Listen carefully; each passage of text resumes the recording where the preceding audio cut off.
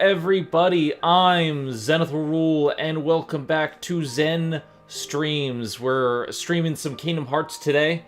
Today is going to be kind of a bigger stream than usual. I'm going to try to make at the very least, I want to at least finish the synthesis. Try to get a lot of that done. Maybe do the Hades Cup. Try to get some of that stuff done. I really want to move forward with this game because once we complete it, once we actually complete, you know, this portion of the synthesis and whatnot, there isn't actually too much left to do. There's hidden bosses, there's the Hades Cup, but the 100% run is almost done. It's just the synthesis is going to take forever, and it has been taking forever, but that's Kingdom Hearts. The synthesis is the real game. And of course, there's the gummy missions later on with all the blueprints. The good thing about the PS4 version, though, is that I don't have to collect all the blueprints. I just have to finish all the gummy ship routes and all that other stuff. But without further ado, we're going to start up this kind of casual, kind of not stream. Casual streams are usually just me faffing about and you know, trying to get the synthesis done. I'm hoping that we can get the synthesis done, but you never know. We're going to have Max join us soon. He's busy having dinner, and unfortunately, you know, he was going to be here earlier. The stream was supposed to start at 4 o'clock, and it ended up just, you know, the render that I was doing, I was rendering the previous stream, and that takes forever because it's a 2-hour stream, and that ended up taking up longer than I thought it would. So, yeah, we started now. Max is going to be joining us after dinner. How's it going, Duke? How's everything going?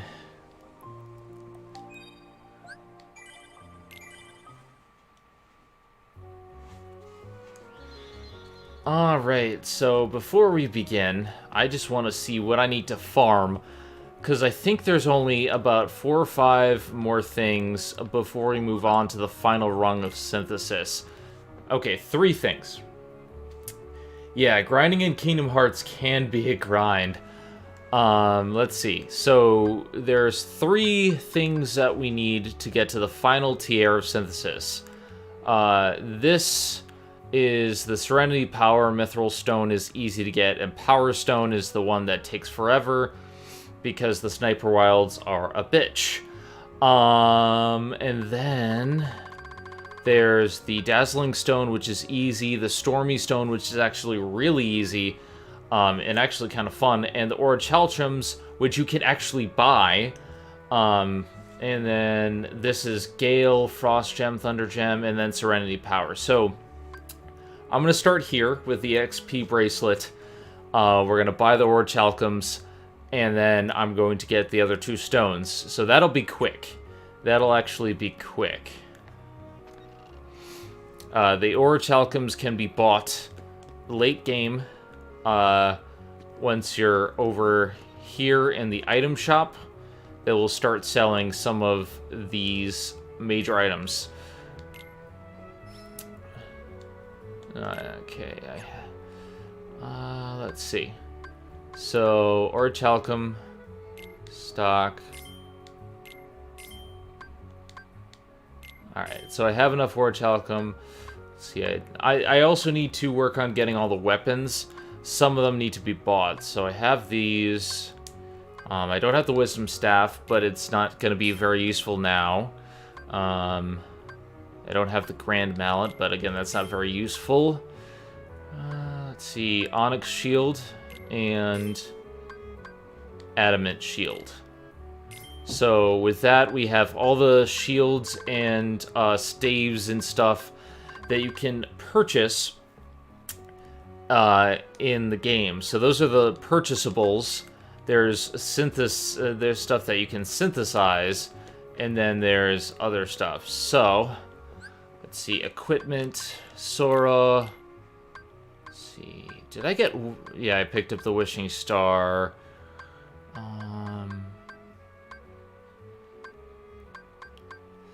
Yeah, that's everything I have right now for him. Lord Fortune. So I have his Meteor Strike, but I don't have some of the other stuff. I don't have the Wizard Mallet yet.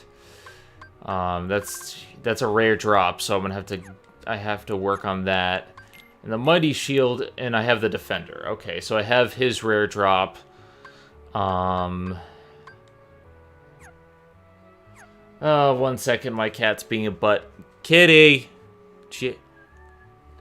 You could probably hear her. Hold on, let me get her out of the way. Kitty, that's a statue. Don't do that. Are you gonna be good? Are you gonna be good? Hey, come here. You. Kitty cat. Be nice.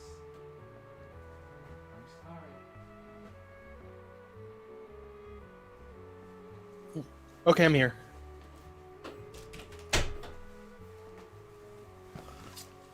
What I miss? What I miss? What I miss? What I miss?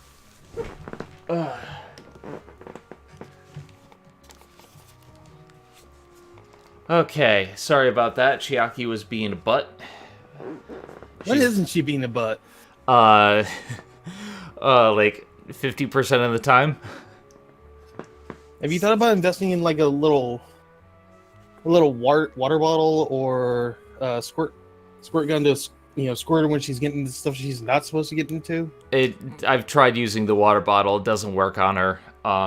She just doesn't care about the water. It's weird. But anyway, hi Max, everyone. Max back as host of the stream. How's your enchiladas? Actually, my wife made basically an enchilada casserole, and it actually came out a lot better. Ooh. Yeah, I don't mind eating regular enchiladas; they're fine, but doing it in a casserole form is actually a lot more enjoyable. So yeah. Yeah. So yeah, my thoughts with Chiaki. I was gonna do it this weekend, but I've just been kind of going around. Like after this stream, I still have to record stuff for musical hell, and like I've been just running around doing stuff. But after I get all my stuff done, I'm probably gonna see if I can find a deterrent of some sort for her. But again, this is kind of my vacation week because I'm going to Anime Boston this weekend, so... lucky bastard. I've just kind of been like, well, I'm sure Chiaki can wait a few days before I do that. But yeah, so we're working on synthesis stuff. We only have 3 of this... 3 more items left to synthesize, and then we move on to the final tier, which is just another 3 items.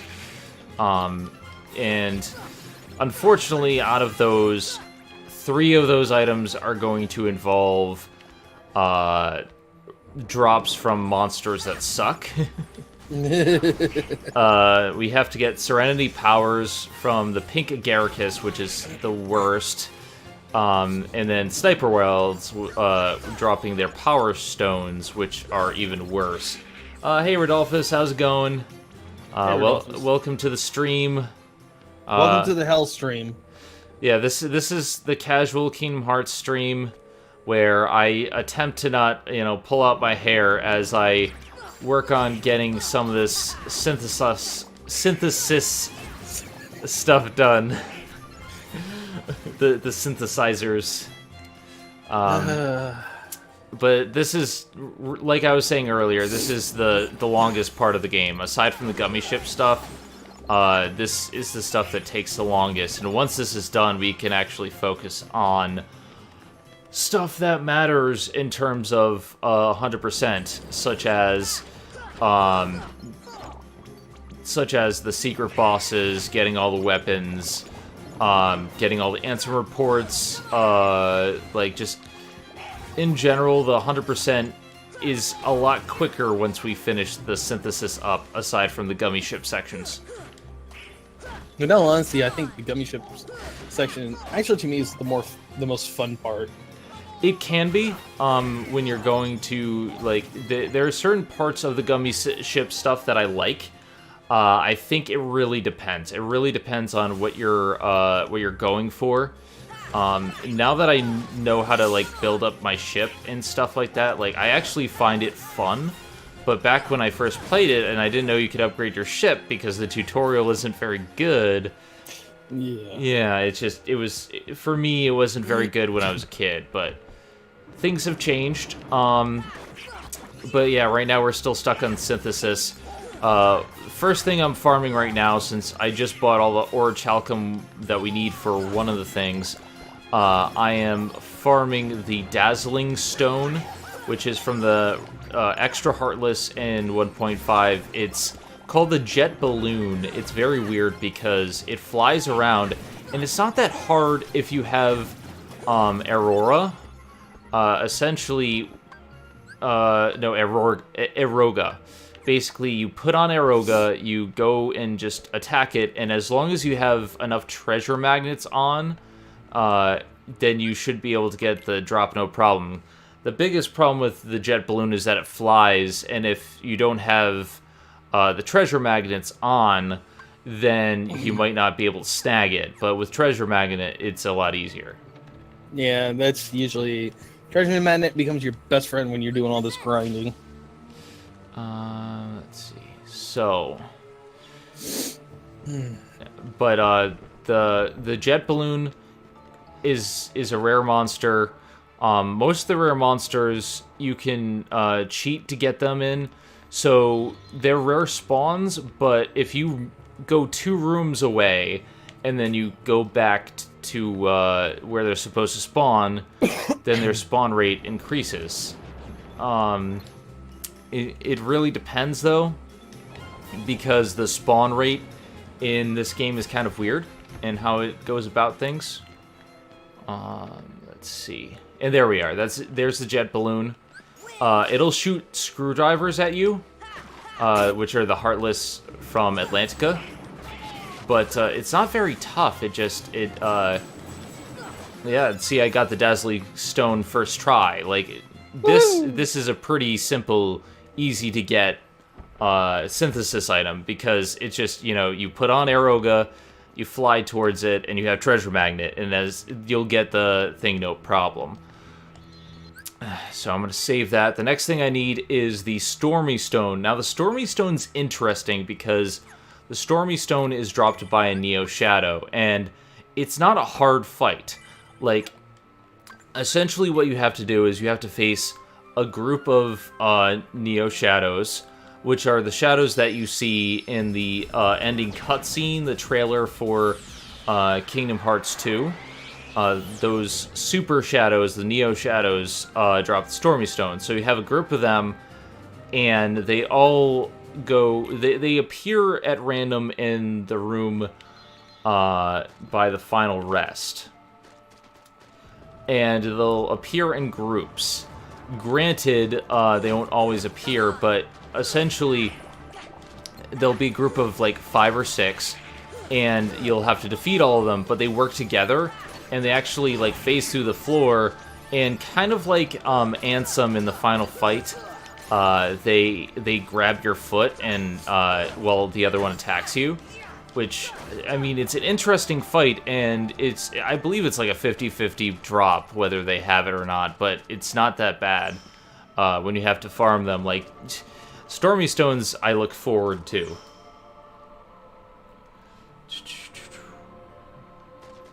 See, got wrecked 3 times, resign myself to start over.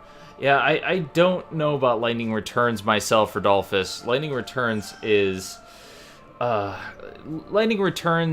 something that's hard for me to wrap my head around because of the 3-day system. I might stream it, I don't know. There we go, there's the Neo Shadows. And, like, they're just really cool looking shadows, and, you fight them, you beat them, and when you defeat a Neo Shadow, they have, like, these green hearts that, when defeated, they like come out of them. It's kind of weird, and it goes into the ground. I'm wondering if, like, it's almost as if the group of Neo Shadows are linked together, but I'm not sure. It's like, it's unclear on how they work. Yeah, I would agree that they might be linked together, almost like a kind of like a doppelganger effect. Yeah, it's almost like Anti-Sora, but unlike Anti-Sora, they are all the real form.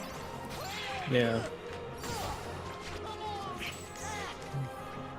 And yeah, like they grab your ankle and while the other one attacks. So like that's the only issue with them, but like they're pretty easy to defeat. They don't have high defense. They just can phase in and out of the ground. And they hurt a lot. Yeah, they deal massive damage. Then again, I don't have like all the equipment that I should have at this stage, simply because the synthesis isn't complete yet. But they didn't drop it, so we got to go back in And do it all over again. Yep. But we also need to stay here because we're farming Gales for another synthesis item. And Gales are just a drop from any of the creatures in the end of the world. They're pretty simple. It's not really a rare drop. Yeah, at least that's nice. So, you got any predictions for the new Infinity War movie? Someone's gonna die. Probably all of them. I predict that Quicksilver is gonna come back to life. Even though we haven't talked about it in a while, but it's, you know, it's Infinity War. It can bring people back from the dead. And now that they have Fox, I think that should be easy to do. I predict that Ant-Man isn't gonna be there, considering what we know of the next movie and all the stuff there. I think the Netflix heroes are gonna have a role, but it's gonna be smaller. Granted, they were originally confirmed to be in it, but things might have changed. I predict that it's going to end with someone dying because it's Infinity War Part 1. So what's probably going to happen is that it's going to end with like a lot of people dying, and then we're going to start... Later, Rodolphus. It's probably going to start with, you know, the Part 2 with like them regrouping and finding a way to dupe or like take the Infinity Stones or something like that. Because in the comic, from what I understand, the gauntlet was taken away. Like, the only way you can defeat him was taking away the gauntlet, so... Yeah, actually, this Avengers movie is actually one huge part. They're not doing two parts like they originally were going to do. Oh, okay. Well, that's different. Yeah. And apparently if you watch the earlier movies, when they were talking about the Infinity Stones, when they were leading up to this, I believe it was Thor: The Dark World, I think it was, when Valkyrie and one of the other warriors went to the Collector to give him the stone, the Power Stone. The problem was, one of the things you noticed in the background, was you noticed Adam Warlock's cocoon. Yeah, they did mention Adam Warlock in Guardians of the Galaxy as well. And granted, I didn't know who he was at the time. Mm-hmm. Linkara did. Lewis was mentioning that because he was wondering at first too, because they mentioned him briefly at the end of Guardians in that final teaser. Because I think they screwed up their continuity on that, because you saw at the end of Guardians 1 that the egg was already open, but then when you go to Guardians 2, you stay for after the trailer, you see them on that android planet, and she says, "He will be my Adam," and you see the cocoon there. I'm like, wait a minute, you guys already screwed this up. Adam's already out roaming around because you cracked open the cocoon. It's difficult to say without knowing. And yeah, we got the Stormy Stone. So yay. So, and then on the other movie news, I saw the trailer for Deadpool 2, and I'm like, yes, I want to see it. And then I saw that Terry Crews was in it. I was like, okay, you've already got my money. I like Terry Crews. I saw that there was a trailer, but I don't want to spoil myself because the thing is, I'm going to see it regardless because I love the first Deadpool. It just, I think a lot of what I've been doing lately is avoiding trailers until I'm actually in the theater because like there's been too many spoilers, too many things that like I just wanted to avoid when going into that. But it hasn't been all bad. Like there've been some trailers like Infinity War where I was just like, you know what, I'm gonna watch it anyway, so let's watch the trailer. And I think the Infinity War trailer, was really good. It just, it's something that it's been building up for so long. Wow, you gotta get a lot of Frost Gems, Thunder Gems, the Gale, and then the Century Power. 3 of the Century Powers. Yeah. Let's start with the gems. The gems drop easily. I can get those in Atlantica. Yeah. And... Have you eaten yet? Yeah, I have. I told you I had my lunch at 4. Oh, okay. Why? No, because you were burping a little bit. I was like, did you just eat again or something? No, I think it was my tongue clicking. Ah. It was going. Okay. Yeah. Just making sure that you're okay. It's okay. I have beverage right here. No, good. I went to CVS. They have a deal. 4 Arizonas for $2. That's not bad. Yeah, so I went and got that. So I'm just like, all right, I'm good for the stream. Yeah, I had to go to the store earlier, so I picked up 2 bags of the orange slices, which I love those candies. It's just that's my cocaine, man. It's my cocaine. Chocolate is mine. I love chocolate. chocolate. Well, no, I mean I'm a chocoholic too, but I'm just saying because I don't eat these orange slices very often. It's just because they get to the point where like you start eating them and you're like, oh my god, these are so good, and then you start getting kind of a burning sensation because of the citrus. I've never really been a big fan of oranges. Like I like orange juice, but oranges just for some reason I never really cared for. Alright, so we got 1 Thunder Gem. I think we only need 1 more.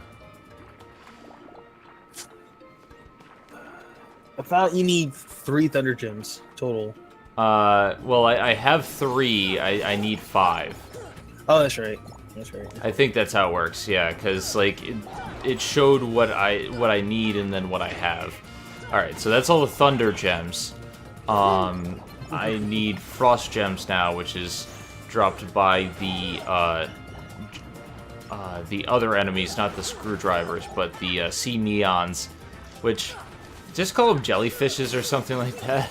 Yeah, because at first I thought, when I first played this game, I thought like, well, I can get the frost shards from, or the frost gems from the little frost light mages. No, you get the shards, not the gems. So I was like, crap. Yeah, some of the gems don't quite make sense. Like, I understand the shards. That's fine because they're little things. But, like, some of the gems are weird in their placement. Like, screwdrivers aren't electric. The neons are. Why aren't they switched? So that's kind of weird. But, like, there's a lot of little inconsistencies like that. Yeah. And you can encounter the Pink Agaricus in Atlantica, and I don't understand why, because there is no way you're getting 40 or more hits to have them drop a Serenity Power in Atlantica when they take away half your moveset. And I already have more than enough Thunder Gems, but... So, I've actually gotten my wife into watching Doctor Who. Which is, everyone should be watching. It's a great show. A lot of fun. She now, admittedly, she's told me she doesn't really care for Peter Capaldi's version of Doctor Who, but I started back on Eccleston. Eccleston's great. Yeah, Eccleston's great. I have no problem with Eccleston, except for the fact that his season is very, very short. Then again, he's not the only one who's had a short season as the Doctor, but I agree with you that he should have at least had 2 or 3 seasons. I prefer longer running Doctors just so we get a status quo. And that's why I really got, like, David Tennant is my doctor because he was the first doctor to stick around that long. He left a big impact in most of his episodes, like Love and Monsters notwithstanding. Like, I think David Tennant had a great tenure, and I think he had a great personality. Matt Smith took a lot of getting used to. I liked Matt Smith. I thought he was good but quirky, and then the problem was a lot of the episodes written around him were very childish, and not in a sense of like, oh, like we have like a childlike wonder like Doctor Who's built upon, but more child logic, which doesn't always work for me. Yeah, you have to take into consideration, okay, you have a doctor here who's almost 10,000 years old, and he's starting to feel his age, and so he's kind of like going through his midlife crisis, and he's kind of acting like a kid, and it's why he's always like, you know, bow ties are cool, and, you know, fezzes are cool. You know, he's trying to be like that hip grandpa or that hip dad. And I can understand that. Like, there are things I like about him, and there are things that I don't like. I thought John Hurt did a great job as the War Doctor, God, yes. Although he deserved more. I think,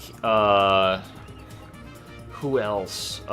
Peter Capaldi was, I didn't see much of him, but I think he did an okay job. Like, granted, he's an angry old man. Yeah. I'm bored! What's going on, Rosen? Not much, just got back home. We're just doing a casual Kingdom Hearts stream since I still have to get these synthesis items. He's lying, it's a grinding stream, so run away. Run now. That's a grinding stream. You know what really grinds my gears? The Gizmo shop. Okay, so what's everybody's week of grinding recently? So what's everybody's thought on the whole Linkara leaving Channel Awesome? I think it's not just Linkara now. What's that? It's not just Linkara now. Well, yeah, Diamanda left, Todd in the Shadows left, like, a lot of big people left. Diamanda just left today. Kind of hope everybody leaves. At this stage, like, it's becoming a mass exodus, and the thing is, a lot of people who hadn't left hadn't experienced a big thing. Linkara, I knew why he was sticking on in the first place, because he legitimately wanted to help the new talent. He's a nice enough guy to really care for, you know, the other people, and, you know, he's been a big help to me as well. He's just a good person, and it's good to see him branch off and do his own thing. Granted, he's always been a little bit more popular on YouTube anyway. And so it's like, all right, I'm glad he left. I think Todd in the Shadows has been doing great off anyway. Like, Todd, a lot of people watch him on YouTube anyway. Zarya, you know, she's doing fine. She has her Patreon, she has her stuff, and I'm always here to help out because Zarya is great. All hail Hagen.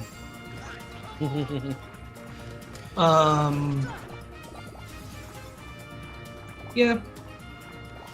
Yeah, I mean, it was just, I knew it was a matter of time for Lewis to go, and because I saw what was going on, and in all honesty, it's been brewing ever since. I mean, let's be honest, it's been brewing ever since Spoonie left.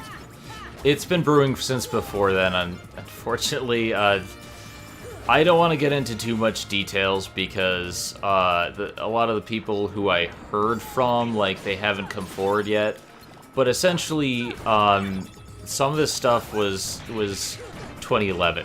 Like, it's been brewing for a long time, and you know, we've kind of been powering through, hoping things would get better, and unfortunately, it just keeps getting worse. And it doesn't happen. It doesn't make things any easier when a lot of the side sites that were really big for a time had similar issues with management. So it's like, it's unfortunate. Granted, we still have some really great sites right now. First of all, Nerdvice actually is starting up again, and so is Geek Vision. So is Geek Vision. Geek Vision's always great. And Channel Zero has always been very good to me. RT Gomer Productions, for anyone who wants to check out like stuff like that. Gomer's a great guy. Am I forgetting anything? I think that's like the big major ones. I would suggest avoiding Space Monkey Mafia Studios because while it did help me out for a time, the management when I was there was very disorganized and nothing really came of it. So it's best to try out those other sites. Yeah, because it's like, you know, one of the guys I started watching when I was still watching CA was, you know, the Blockbuster Buster. I started liking a lot of his stuff. You know, it was getting really good. And then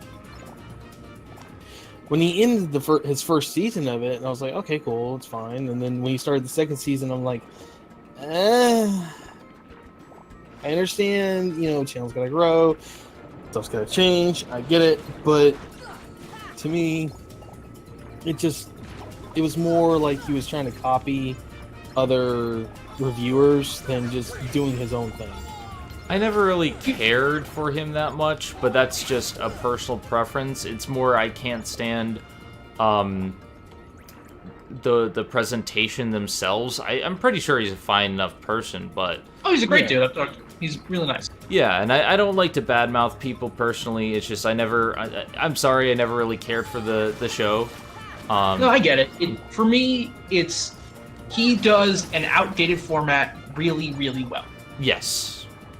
For me, like, there's been a lot of people who I've, like, when I kind of started branching out on my own, I wanted to work and do some new things, and I went to people on YouTube who were, like, there, and I'm just like, all right, what do you do? Let's see, take a look. And so a lot of my recent stuff has been more reminiscent of, like, stuff like The Completionist and Pro Jared and these people that you know, who have been doing this for a while, but have a really different style than the classic reviews that we're used to. Of course, Arcada has also been a big influence on like my anime stuff, especially since I've gotten to talk with him a good deal and just learn how he does what he does.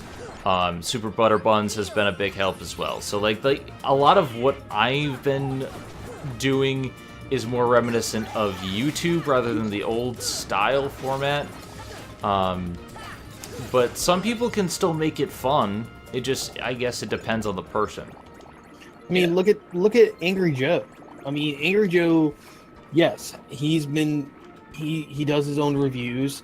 And he's been branched off into movie reviews. He's branched off. He's got his rapid fire reviews, which he has his friend Delrith do, which they're okay. They're fine. You know, they're quick little reviews for games that he can't get to. Mm-hmm.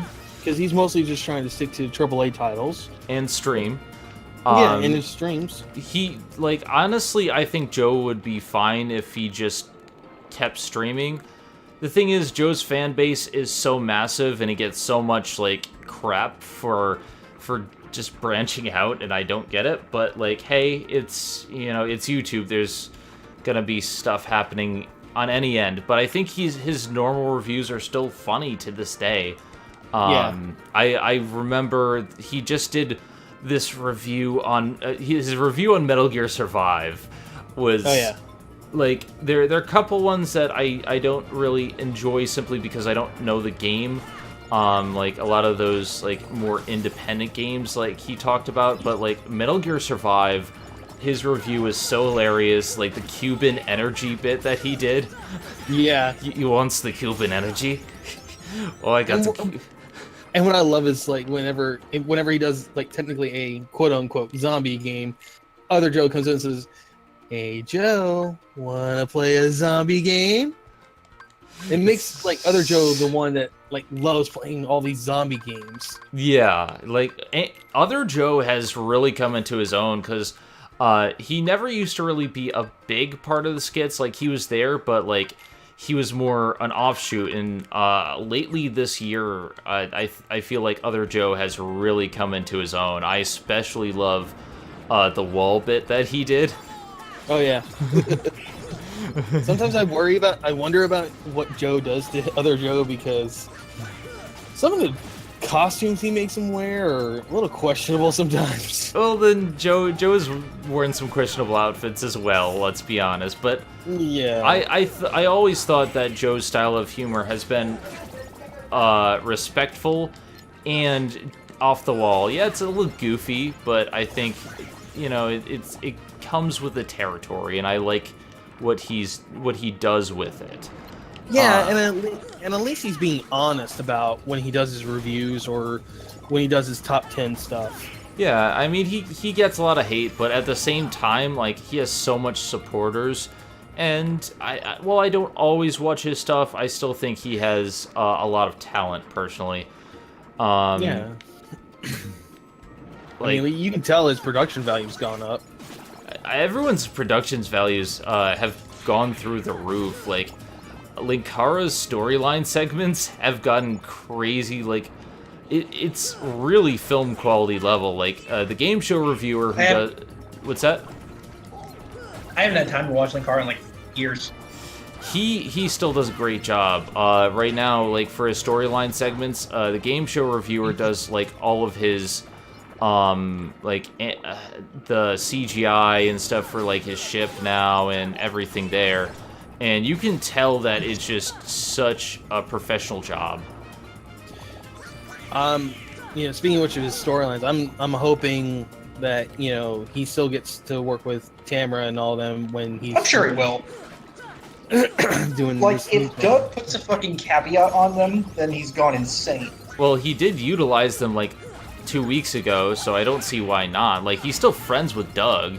He just doesn't want to stand for the behind-the-scenes issues, and I can't blame him. Yeah, and I think Allison's still friends with Tamara and stuff like that. Yeah. Like, here's the thing. Malcolm and Tamara are really, really good people. I've met them. Yeah. I've worked with them. Like, they're fantastic people, and they're actors. They work for a paycheck, So, at the end of the day, they're just doing their jobs. But they're great people, and I wish them the best, so... Yeah. I mean, Farad, too. Farad is like... He's like a brother. Like, he's such a fun, lovable guy. I love that guy. And then there's, like, Less Angry Geek. Brian is awesome, and he's extremely supportive. Got to meet him for the first time in person at Lewis's wedding, and he's a great guy. Like, he like the same person you've seen online if you've interacted with him. Like, he's just warm, he's inviting, he's a fun guy. Yeah, because I've seen his stuff, and I like a lot of his reviews. There are a lot of his comic reviews he's done. Especially when he does his crossovers with Linkara, they're good.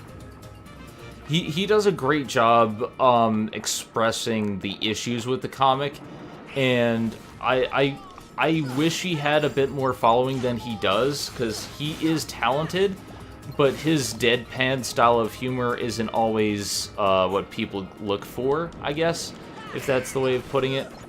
Yeah, I mean, I like deadpan humor, but, there is a limit to how much of it you can take. Yeah. I mean, it's like slapstick comedy. It's great. I mean, you can sit there and watch classics of the Three Stooges all, for days and days. But then at a point, you're like, okay, let's go watch something else. It all depends what style of humor, what style of thing you're into. And I mean, granted, I started watching the site at a time where I could watch a lot of them. Like,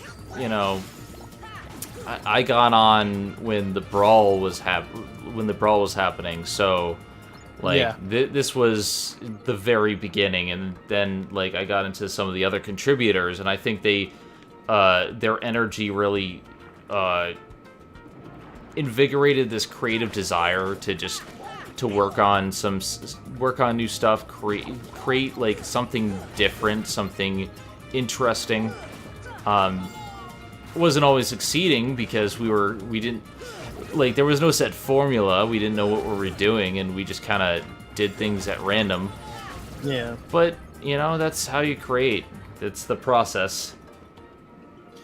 Yeah, and there's times where a lot of like Doug's stuff. I miss a lot of the earlier Doug stuff, like like the bum reviews and Ask That Guy with the Glasses. I loved that series he did. Oh my god, it was so much fun.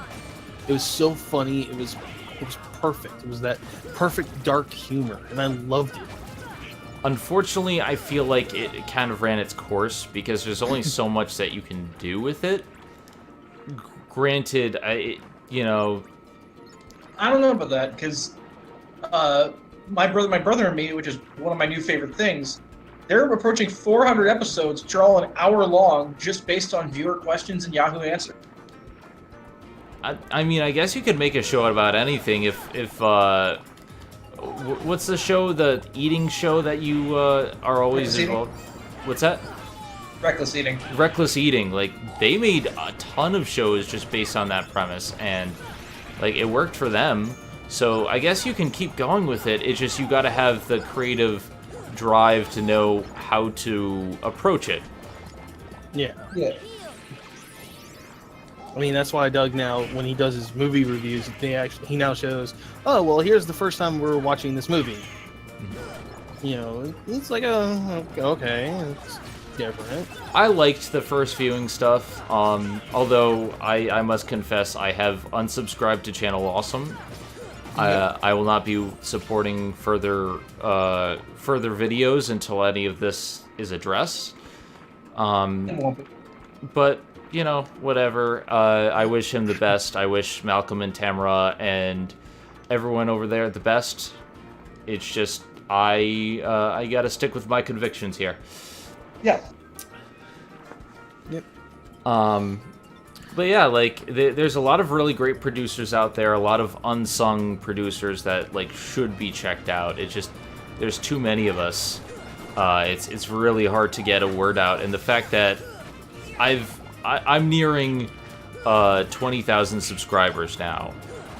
The fact that I've gone this far is kind of crazy, considering just how vast YouTube is and how hard it is to make it on YouTube these days. Yeah, especially with YouTube changing its policies and its rules every 5 minutes. And how that shit doesn't work. Subscribing doesn't actually mean you're subscribing. So here's something not funny, but here's something that happened. So YouTube has basically admitted that they don't give a crap about subscriptions. When you subscribe, what it does is it doesn't really do anything because you're not getting notified of all the videos anymore. What they do is they notify all the people who have the bell first, and then when that's done, they notify anyone who's most likely to watch it immediately. Here's the thing, my videos don't get immediate views. I get long-term, like, views from people who are just, like, looking at my stuff later, or from people on Reddit and whatnot. Like, I don't have those type of, like, subscribe instantly stuff. But why would you not notify subscribers that their subscription is in? And their reasoning, get this, is that they don't want to spam the inboxes of people. That's why you're subscribed! I willingly subscribed. It's what subscription means! And let's take it another step further. It's like, okay, you as a content creator, you know, and eventually you get to a point where you want to get paid for your content because you want to do more stuff, which is a natural progression of a content creator. But then you do all the rigmarole for the stuff to become partner with YouTube, so you can start earning ad revenue and money, and then they up and change the rules. And they demonetize your video. Yeah, and they don't even tell you, hey, we're doing this time. you have till this point to get here. No, they just say, oh, you're done. Yeah, we did this now. There's no communication until months after the fact. If at all. And then there are some months where you basically get no revenue.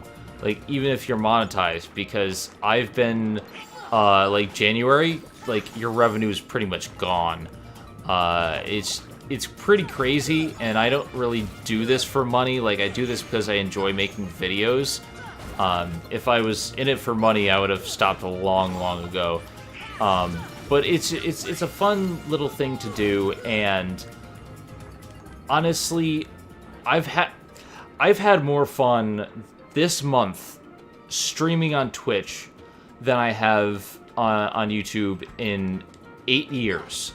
Simply because Twitch is a very well-made site that allows a platform for people to create things, and it's very clear about every single thing they do. And if they accidentally overcharge someone for their subscription, or they will acknowledge it and they will like give someone a free subscription. Like, they're very good with their fans and their content producers.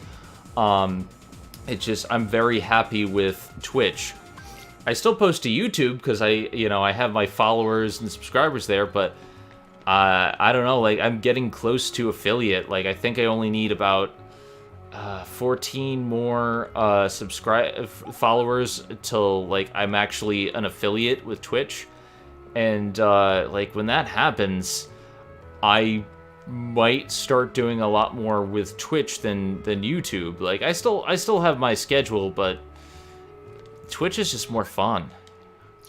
Yeah, because I mean, I'd love to go ahead and start doing, streams and everything else, and do all the, gameplays like I used to. I mean, other than the fact, kind of can't right at the moment because of time and work and everything else. But here's the big thing I like about Twitch. It's owned by Amazon, and Amazon stands by its own product. Mm-hmm. And they even said, yes, we own you, we're going to help fund you, but we're letting you guys do your own thing. Exactly. They allow people to do their thing, but if there's a problem, they address it immediately. Oh, yeah.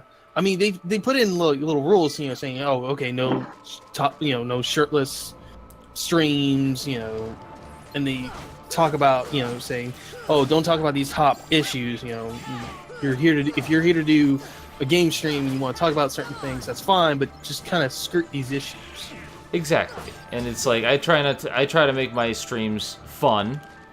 I don't generally make it about other stuff, but it's happened in the past couple of streams where we've just been like, grinding for items, so we talk about other things. But I like that, like, this is an easy platform to see exactly how things are doing in terms of, like, numbers, and like, you can see everything immediately after the stream. You're basically, the problem I have with YouTube numbers is you have to wait 3 days before you actually get real numbers about views, and that's too long. I want immediate results so I can see how my stream did, how this is holding up, because what if something is going wrong and nobody tells me in the comments? Well, I gotta figure it out. YouTube's not gonna tell me immediately, and if the numbers are going down, I won't know until after the fact. It's like that old Strong Bad joke about text adventure games. The game's not gonna tell you. There's no way you're gonna get a guide for it.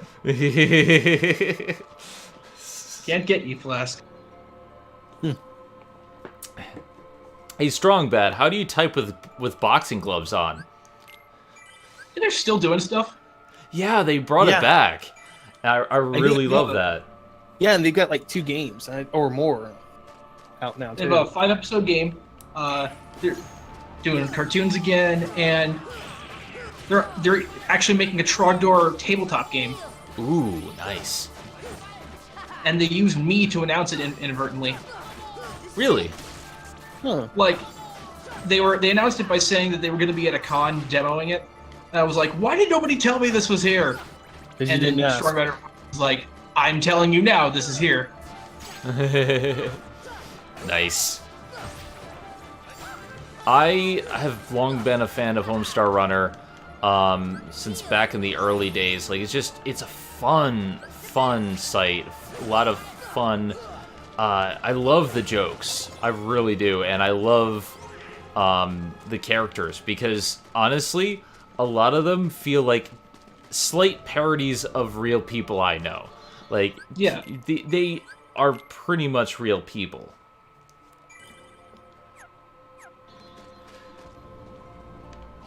But yeah, Strong Bad's amazing. The cheats. Me and Prof, whenever we get together, we start quoting the Jungle Cruise episode all the time. Yeah. That's it. That's a fantastic one. Worst $5,000 I ever spent. Oh.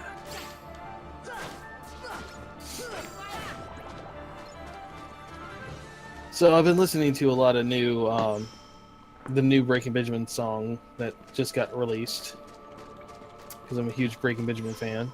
Oh, I'm a fan too. I haven't heard much from them recently. I guess mostly it's because a lot of the bands that I used to listen to, like, I don't really have time for anymore. Mostly because of work and stuff. But like, there are a lot of good bands that are still around. Coheed's still making some great music. Yeah. But yeah, Breaking Benjamin's just, they got a new album coming out, incidentally, Friday the 13th in April. But they've been releasing a lot of the tracks, and a lot of the tracks from the CD I like. But this newest one that came out, I'm in love with. I love listening to it. I put it on repeat when I'm like playing certain games, just because it's that good. I'm a fan of Breaking Benjamin. I loved their initial few albums, and I look forward to what I hear from them in the future. I've even seen them in concert 3 times and met them once. Oh, nice. Yeah. Well, and it's like in July, I'm taking my wife to go see Evanescence. I like Evanescence, but they did change.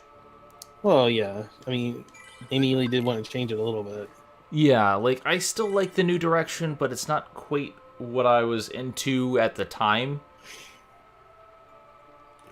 Yeah, because it's well, this concert's it's Evanescence with Lindsey Sterling. Ooh, well, that's awesome. Love Lindsey Sterling. I've been a big fan of her work since the early days. I started promoting her on my show early on. Yeah. It's one of the first things I did, like back in 2012 on my channel, I want to say. It was a long time ago. Big fan of her work. Them together, that's an interesting combination. Yeah, and it's like then like later this summer, it's gonna be Breaking Benjamin and Five Finger Death Punch with Bad Wolf. Five Finger Death Punch, wow. Yeah. I mean, I heard one of the songs that Bad Wolf did, but it was a cover of Zombie from the Cranberries.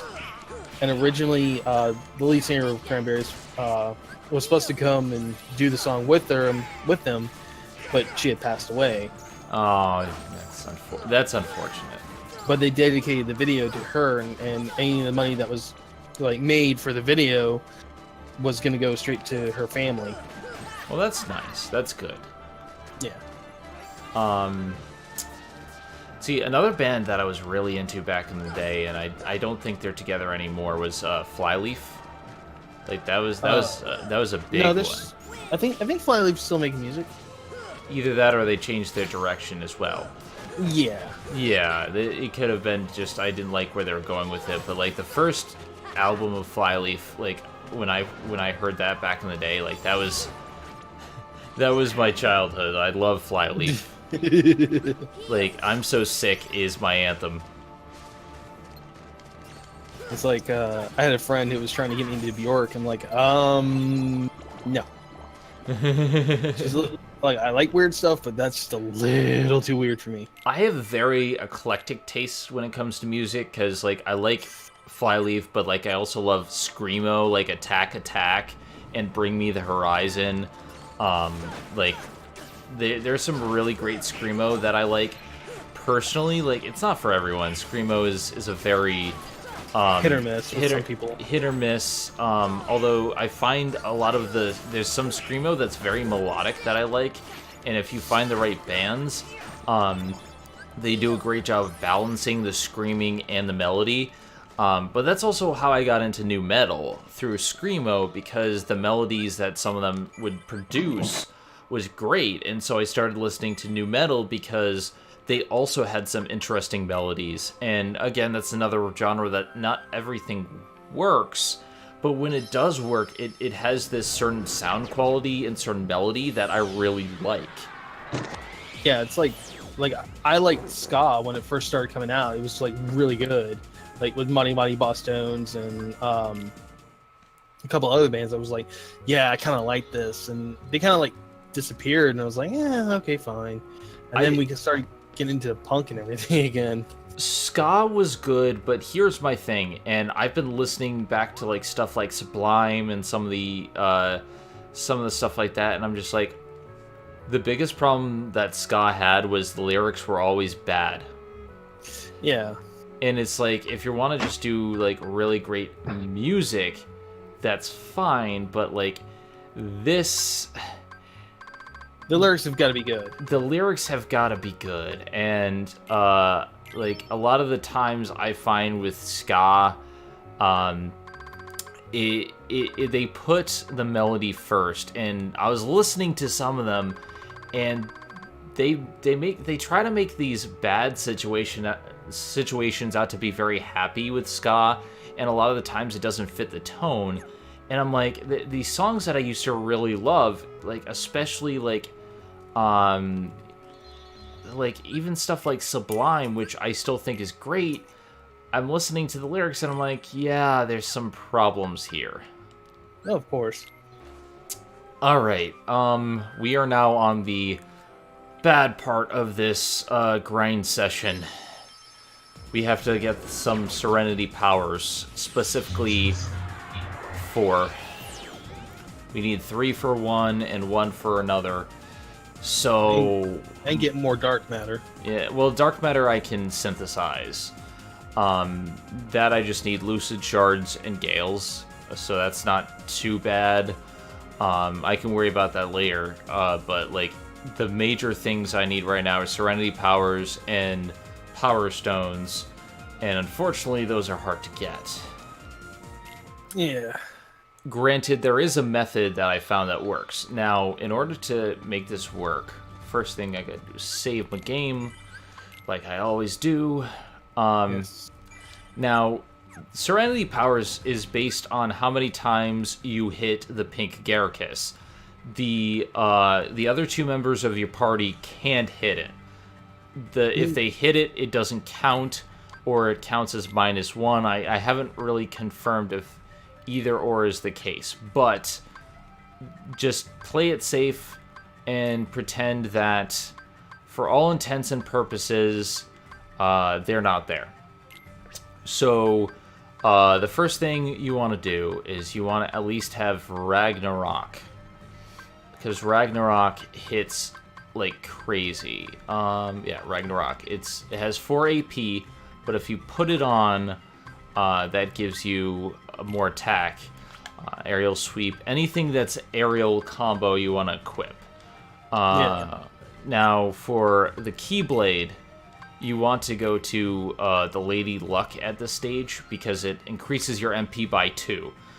Oh, and I was gonna say, don't forget to also add in an extra combo plus if you have it.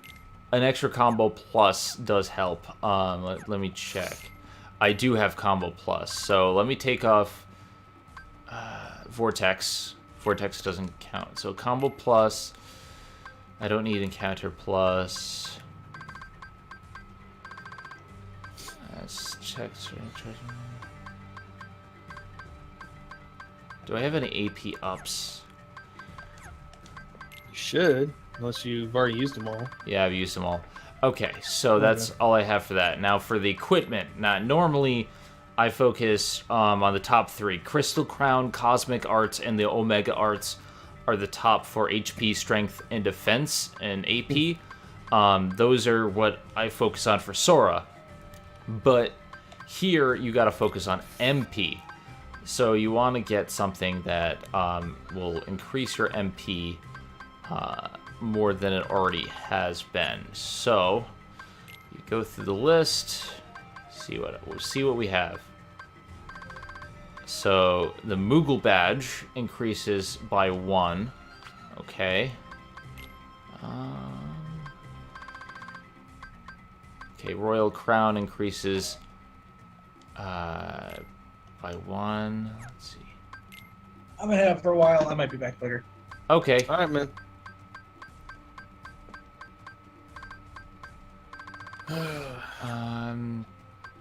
But yeah, I need to remove some abilities from Sora.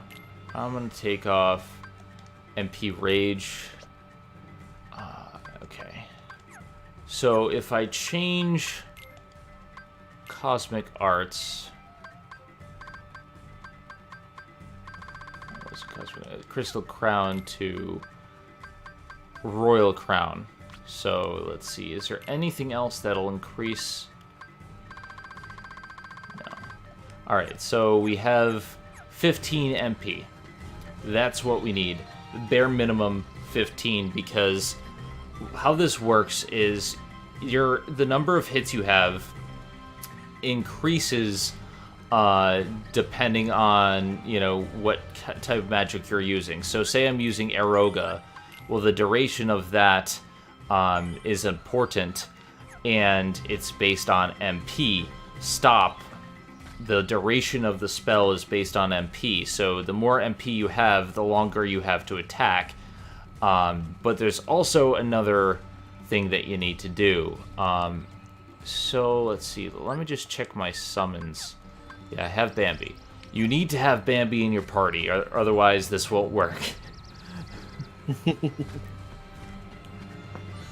Alright, so first things first, we don't get them. So, for the Pink Agaricus to spawn, you need to go into the tent area, the treehouse area, rather. Mm-hmm. And you have to see these white mushrooms. Now, these aren't normal white mushrooms. Oh no, of course not. Because normally white mushrooms are cycling through different spells. Well, these white mushrooms are completely stopped in place, and it's your job to stop 3 of them scattered around the area. Now, they're going to be all over. They're in randomized locations, and you can see there's like one on the stairs there that's random. There seems to always be one that's right here on the boat.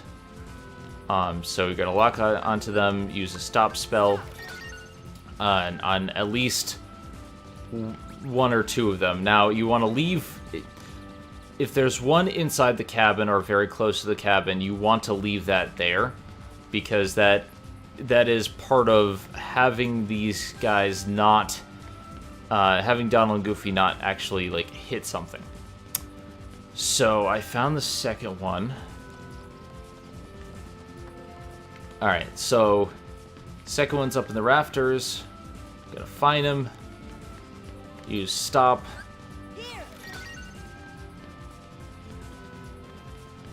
And it's gonna drop MP. Now we only have 1 mushroom left. However, Bambi is only summonable if you have an enemy nearby. And we need to summon them just like at the point where the enemy screen goes away. Okay. Alright, so it'll be right about here. So you summon Bambi. What that does is that makes Donald and Goofy go away, and it drops a whole bunch of MP balls that you can pick up. And the summon gauge depends on your MP, how many MP bars you have as well, so 15 is good for that. Okay. Now, you're going to want to go inside the house. You stop on the white mushroom.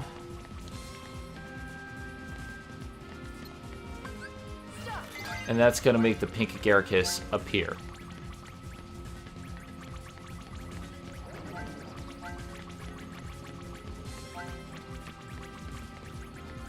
Alright, so you're going to want to get as many MP balls as you can. Put on arrow. And if the hole is in the floor, Pink Agaricus will fall through. You're going to want to cycle through and target just the Pink Agaricus' head. And then when you think you're ready, dismiss, stopra, and then start attacking. But the key is Ragnarok after the first initial attack. You're going to want to get the timing right on it. 2 attacks, Ragnarok again, impact, and then a 3rd time. And that should net you 70 or more hits.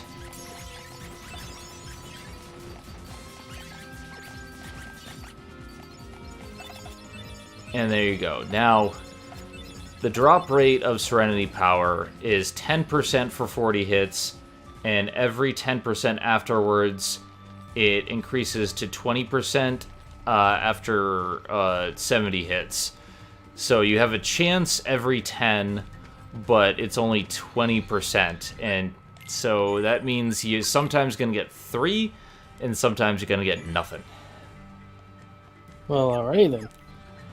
Yeah, this is the process.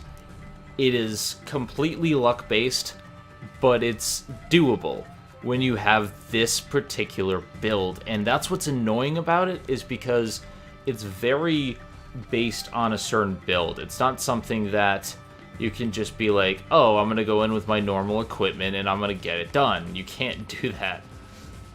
So you have to focus on MP with everything, and you have to have a certain summon, and you have to use this. It's a pain in the butt. Yeah, it's a major pain. Alright, so... Oh. The good thing, though, is that the hole's in the floor, which means you have a better chance that Donald and Goofy won't immediately rush to the rescue. Because there are times where they just run in and they will start hitting the Pink Agaricus, even if you've changed their AI, because you can change their AI to do specific things. But essentially, if you do it the way I've done, it should at least net you a lot more time to attack the Pink Agaricus.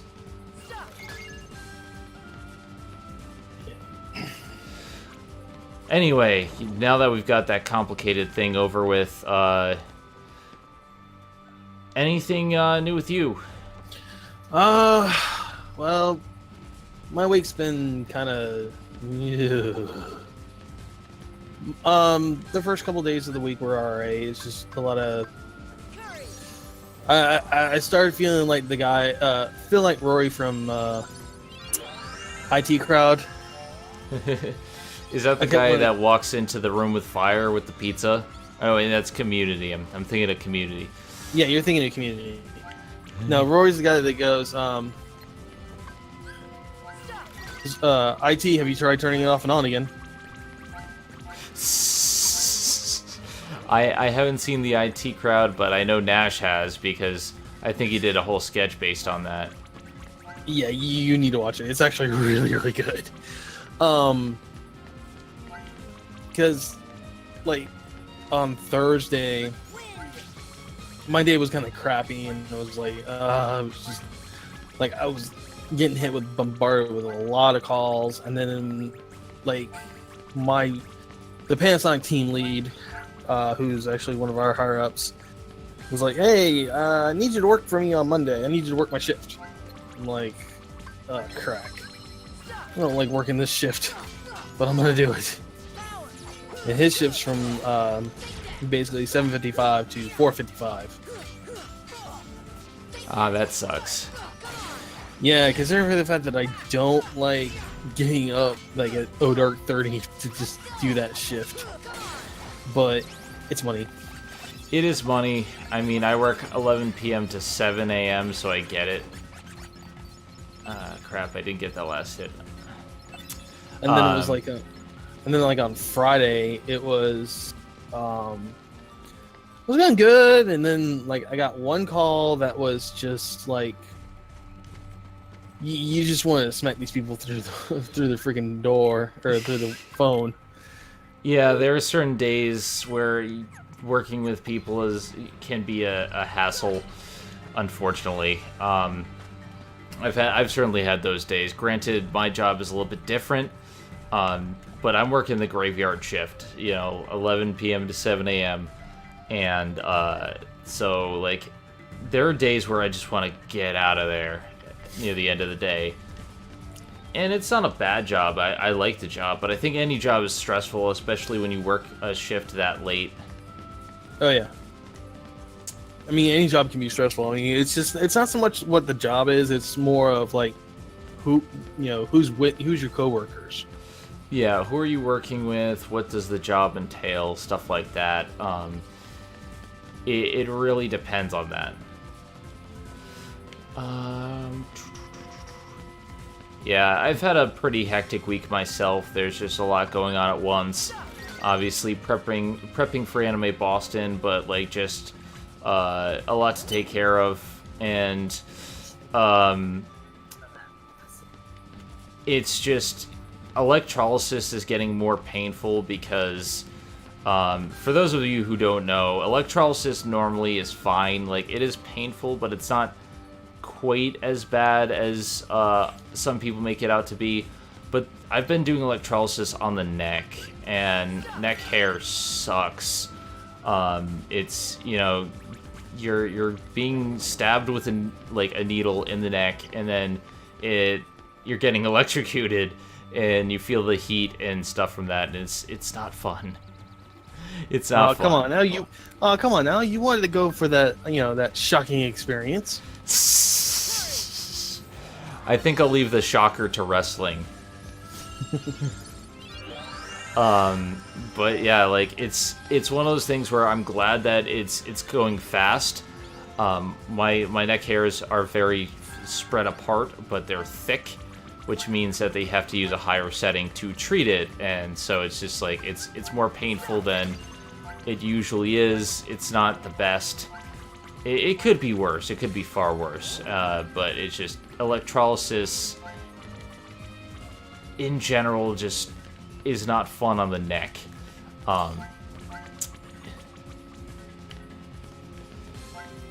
Yeah, I believe it. I mean, I haven't heard stories like that from from Rabbit, from one of the other lead singers of Steam Powered Giraffe, but she's just just goes with the flow. Yeah, it's one of those things that you just gotta like kind of go with it, because what else are you gonna do, right? It could be worse. I've definitely had worse. Oh yeah. Come on, give me Serenity Power.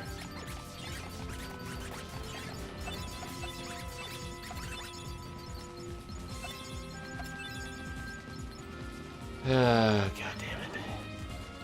Doesn't help that the drop rate is so low. Let's see. Yeah, you need something with, like, that helps increase the drop rate. Unfortunately, with prize-based drop rates, you can't change it. So it's like with these and the white mushrooms, you can't change the drop rate at all. Let's see. I still don't have any Serenity Powers. I need 4. Yeah, you need 4, and then you need I think it's 2 more Dark Matters. Yep. So Back to the grind. Back to the grind. I mean, I still get the required number of hits. That's not a problem. It's just, getting the drop. I mean, I remember doing something like this, similar. I was playing, back when I was growing up, I was playing Breath of Fire 1, and I was trying to get Ox's main ultimate hammer. And the only way to do that is you go to the underwater city, you switch to Gobi, who is your fish guy, put him in the lead, and you sell stuff. And it's supposed to be the guy's supposed to come up and give it. You basically sell it to you, and you got to have the money for it. And it's like, and they said sometimes it could take up to like 4 hours to get to that point. I believe I was working on both of these at night one time, and it took me 3 hours to farm for Mystery Goos, and I think another 3 hours for this. Like, this is the hardest part, and I was hoping it wouldn't take as long as it has been right now, but that's unfortunately what drop rates are for. It's not pretty. Yeah, it was like when I was playing Monster Hunter, the OG Monster Hunter. It was like, okay, I'm gonna play some Monster Hunter, and then I was like, okay, I need this part to get make my armor the way I want it. Oh crap! It's a 2% drop. Frack. Yeah, there's some things that have such a low drop rate. Alright, I'm gonna do that next. But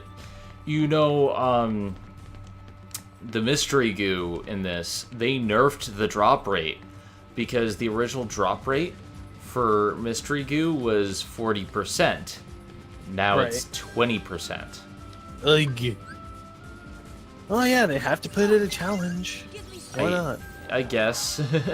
It just final mix. You got to do it. You got to do it. But now we're down to 5 total items left to synthesize. 5. So I mean, it could be worse, but it's just like I'm getting there slowly. I want to get the stream to I want to stream Chain of Memories soon, because I haven't ever finished Chain of Memories, so I don't know what it's all about. Okay, word of warning, because I'm not going into the spoilers of it, because I've actually played it and I've actually beaten it. Trying to 100% that is going to drive me nuts. This is already driving me nuts, so I mean... No, this is going to be worse than this. But also another thing too is if memory serves, there's 2 or more endings in the game. Yeah, there are 2 endings, and from what I understand, those 2 endings are like different campaigns. Yeah. So, I mean, I know that Riku's campaign is actually shorter. Yeah, Riku's was shorter, but it was a lot more enjoyable to me. Now, the other one that came out after that one, like a lot of the other ones, I haven't played, so yeah. Why aren't you dropping anything? Because you want it?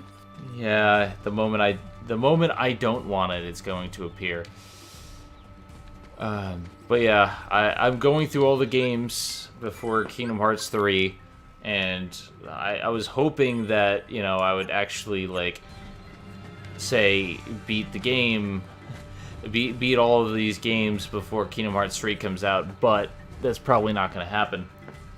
Yeah, because E3 is probably going to have an announcement of Kingdom Hearts 3. Yeah, most likely. If not this year, then next year, but I'm still only nearing the end of Kingdom Hearts. There's still a whole bunch more games to go. Yeah, because I'm trying to get money together because I'm going to buy a PlayStation 4 because I'm going to play, the new God of War, and then like there's a couple other games I want to play for it. They're just PS4 exclusives. Like, there's some really big games that I'm looking forward to. Like, I just picked up Ni no Kuni 2. There's God of War. But, like, a lot of it is just... I've been playing Tales of Symphonia in my off time. And then I've been playing this and Prince of Persia. And so, it just stuff to work on, stuff to play. All of it is long-ass platinums, so... Yeah, I mean, it's like, I need to go back and get back to working on Hollow Knight and work on that game, because, I mean, I enjoy it. I love the game. I just need to get back into it.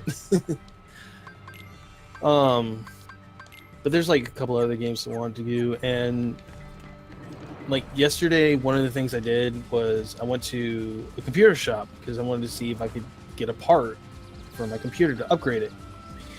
Yeah, there's been a change in my plans. No, I was gonna try to, upgrade my computer that I got now, so I got it max, and then that way I'd have time to bank up money to basically buy all the new parts I want, and then just build me a new computer. Now I'm on the verge of like going, screw it. I'm just gonna go ahead and just start banking up money, and then just build me a new computer. Yeah, I'm going to be doing that soon because the rendering of videos has gotten longer. Granted, this is streams, especially 3-hour streams take forever to render anyway, especially if you're doing it in 1080p. So it's understandable why a lot of these renders are longer, but I want to get myself a really nice rendering rig, and go from there. But also, my computer is about 6-7 years old. Yeah, mine's really old. It's a gaming PC. It can handle a lot of stuff, but I got it in 2013, so, like, you can understand why I need to upgrade it a little bit, at least. I'm really happy with at least how this is streaming, because now that I have the new internet, no issues. I've only had one time where I dropped frames, and that's right when I started the stream, and to be honest, I think that was because of the snowstorm. Yeah. For me, it was, I got this computer at kind of like basically a pawn shop. Because we have shops here called cash converters. So I picked this computer up for like $425, and it was it was a gaming rig, but it was like very low end, and it was built back in 2013, incidentally enough. And over time, the only thing I've been able to upgrade so far on this thing was just putting a 2 terabyte hard drive in it, because the original hard drive in it like died, like a bad, horrible death. And then a friend of mine sent me a GTX 670 card, which was nice. And then I recently just got, not too long ago, sometime last year, I got a 1050 Ti GTX card. Nice. So now I was like, okay, cool. Now the only thing I need to get is just a newer CPU, so I can run some of my games in the nice, pretty format. But now I'm like, because of that, I'm running into the issues of, dude, you can't, because it's going to cost too much money. And I'm like, frick. Yeah, computers are very expensive these days, especially if you want some really good graphics, really good RAM, really good power. It's not easy. Yeah, because they were saying now that because of the whole data mining thing that's been going on, graphic cards and RAM have gone up so much, it's ridiculous. Like, I saw, like, somebody was selling a GTX 1080, they were selling 10 of them for like almost $10,000. Dang. I was like, the hell? So, I mean, I'm not wanting yeah, 1080 would be great, but I'm mostly looking at going, okay, let's find a compatible system that can function together, be all nice and happy and work the way I need it to. I mean, the GTX card I've got, I'm fine with it for right now. I mean, eventually, yes, I'll probably want to upgrade it, but right now, I just want to, get a new system, get a new motherboard, new CPU, get the good RAM for it, and go from there. For me, it's all about rendering. I want to make sure I can render stuff on time, and granted, like, I don't always have, like, these big, long-ass streams and stuff to render, but even then, like, working with the Danganronpa episode was tough, simply because the sheer size of the footage, and hey, I got a Serenity Power! I got one! Woo! I got one! You get one, yay! One down, too many more to go. I still need 3 more for the current stuff, and then I'm going to need another 3 for the final set of items. But yeah, you can see how this setup works. It's the drop rate that fucks you over. You might as well just stay here and try to get all 6 that you need. Yeah, you're kind of right. And then I might want to grind all the power stones at the same time too. Yeah, because that way it's already done and out of the way. That way you just have to get the little meaningless BS that you got to deal with. Because, like, all the rest of them are fine. And here's the thing. I like the idea of them having new Heartless for Final Mix. I really do. I think it's clever. I think it adds replay value to the game. And some of them are really well handled. Here comes the big butt. I like the Stormy Stone. I like the Neo Shadows. I like the Jet Balloon. I like the Mithril Stone. I like the Chimera. The Chimera is probably one of the best. But there are these 2 ones that are just so specialized. One's number of hits, and one is not getting seen and defeating 6 enemies, and the game is not built around it. Yeah. It's like, why is this here? It's like, okay, I could understand a lot of this. Not all of it. Like, beating a bunch of shadows without getting hit, that I can understand because you have Eroga, and that attacks and defends and doesn't count as you being hit. Yeah. There are builds that can get around it, but a lot of it is really working with the system that is given to you. Kingdom Hearts 2, on the other hand, is a much better system for stuff like that. Yeah, for all the stealth missions and everything else. Granted, there's other stuff in Kingdom Hearts 1 that, is going to have me pulling my hair out. Have you ever fought the unknown boss in Final Mix? Yeah. He's fine until the final phase, where he has this bullshit attack that I believe it can take all your HP and MP in one hit. Which is a BS move. And it fucks with your controls as well. So it's not like you can just quickly get an elixir. Like, you have to dodge, and find a way out of it. And the only way I've found is to spam it's the strike raid method, where you don't give him the chance to do that attack. And that's what I had to do the last time. I'm hoping I can do it legit this time. But it's Proud Mode. I haven't beat him on Proud Mode. That's the hard part. But the strike raid method is kind of what most people use, because it's kind of like fighting Riku.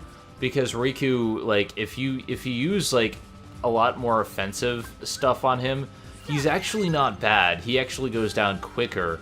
Because I've gotten Riku once where he didn't even enter his 3rd phase. Yeah. So it's manipulating the system. That's fine, but like, some of it was like, guys, come on, this is getting a little ridiculous here. Yeah, it's getting just a little redonk. And then you have like fights where you're like, okay, I know I can beat him. Why am I not beating him?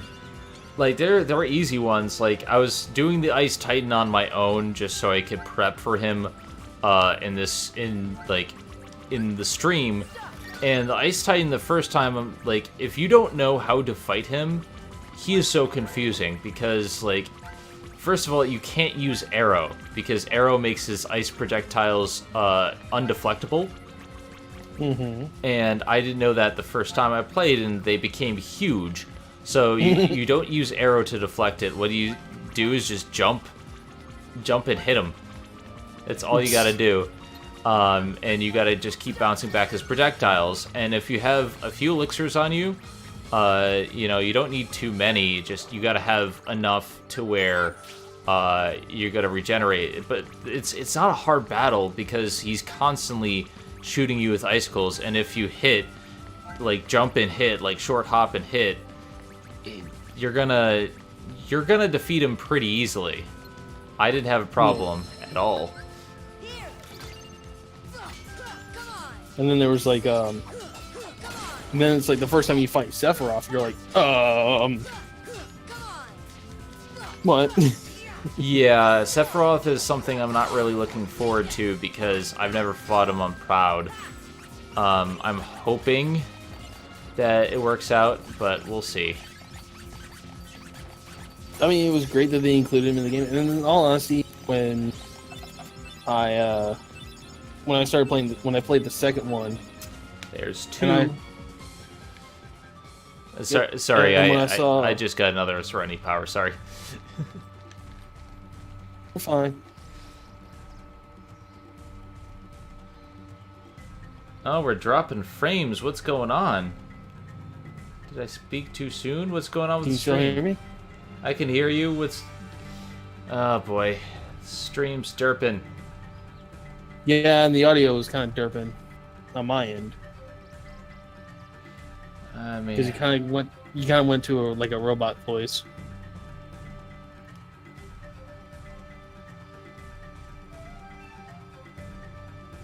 Hello? Okay, we're back. Yay! Wow. That was weird. We just had a huge dip for a second there. I'll cut that out in post, but like, wow, that was a big derp there. Yeah. Anyway, we got 2 Serenity Powers now, so that's 2. That's 2 out of 4.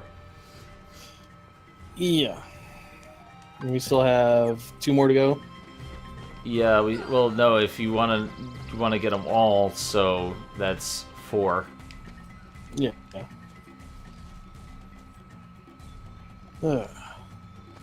Wait, let's see. So 2 plus 3, so 5 rather. Math. I good at math. I know how to math. So you have 5 right now. I have 2 right now. Altogether, I need 5 more. Okay. Well, that's gonna be... Yeah, because you need 7 total for everything in the game. Yeah, it's meh. Could be worse. It could be worse. It will be worse once we get to the Sniper Wilds, but wow. Yeah, I have no idea why this stream just started derping for a second there. It could be the server. It could be Twitch.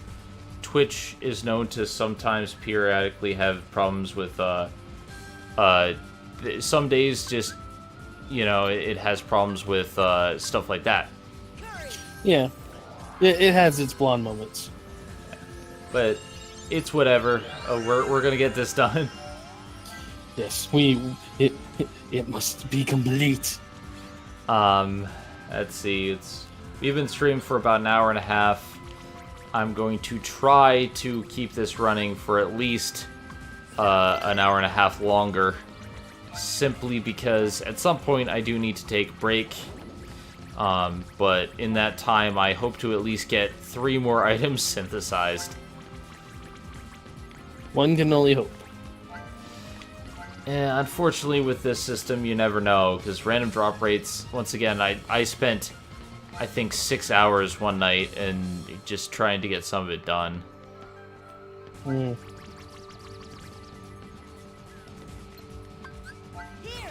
So let me ask you this: do you play any games on your mobile phone? Not really. Like, there's some that I've tested out, and those are fine. Like, I liked One Piece Treasure Cruise. I thought that was alright. I mean, it wasn't perfect, but it was fun.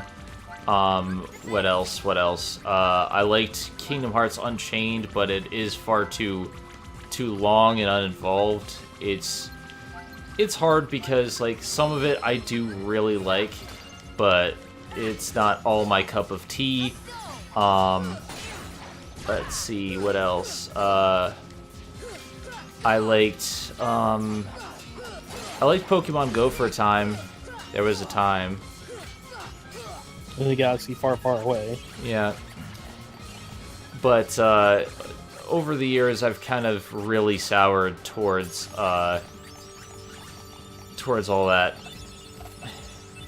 Alright, we got 2 Serenity Powers here, so I know I was going to grind for all of them, but you know what? I'll leave that for the next session.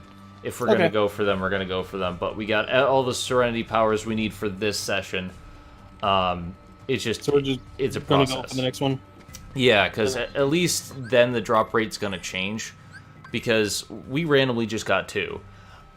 Just the rates are going to stay 20%, but just the amount of times you get that 20% is going to change in between. It's weird because the way you think about it, like 20% of the time it drops something, but that doesn't mean that if you fight 5 of them, you're going to get that drop. It's just, it's 20% every single time you fight, which means the drop rate is actually lower than you think. Yeah. So I'm going to save, because we have our 4 Serenity Powers that we need. And then I think I just need 1 Power Stone for this. Which I wish I could just pop in the video game and be done with that. It's like, boom, there you go. Alright, so here we have 1 Serenity Power already got. Dark Matter is a different story, but I'm going to do the Power Stone and the Mithril Stone. Let's see, to synthesize Dark Matter. I'm going to need 2 more Gales, and I'm going to need 9 or 10 more Lucid Shards. And Lucid Shards are easy, so like Dark Matter is not going to be hard. Let's go with the hardest one first, and we're going to get the Power Stone.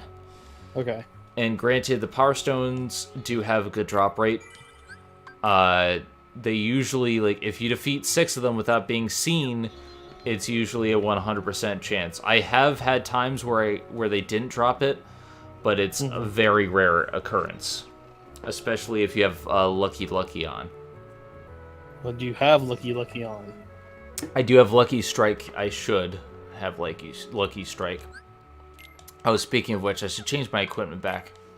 Yeah, you're gonna need to, otherwise you're gonna get wrecked. Okay, Moogle Badge is gonna change to the Omega Arts.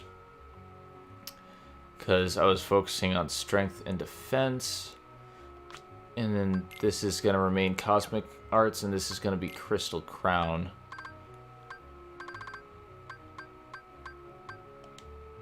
Okay, so let's see.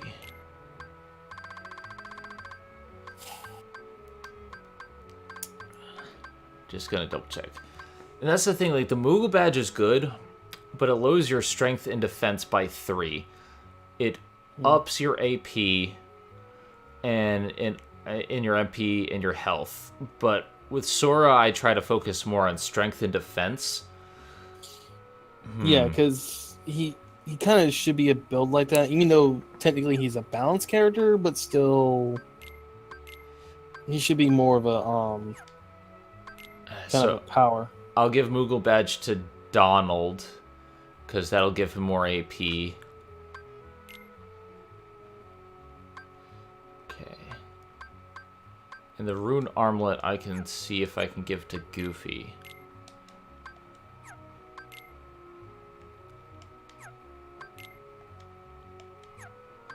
Nope. He has everything he needs. I'm gonna go save. Yeah. Save this build. Saving. There's a lot of customization options in this game. If you want to put a specific build, you could have a very balanced build. Like, the build that I had before with all the MP had pretty high HP too. It just had a lower strength.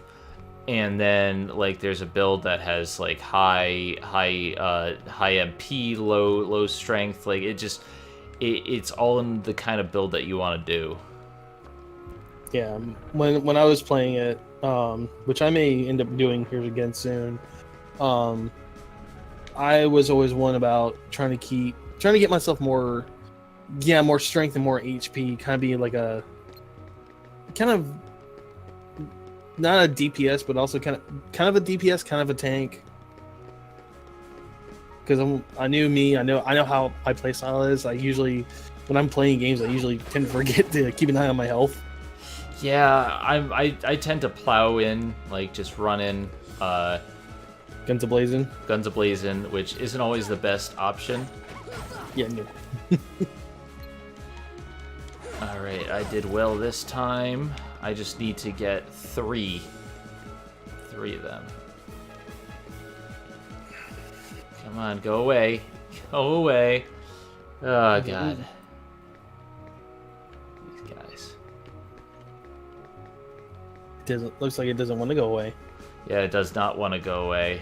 It's like, okay, let's get you. And go away. Aha. Okay, so we got one of them. We just need two more. And if it drops the power stone, then we're done.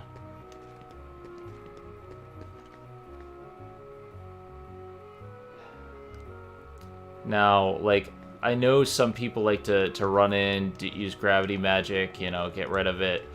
Sometimes that can work. But yeah, it's cheap. It's just cheap. All right, I got the power stone. We're done. We're done. Yay!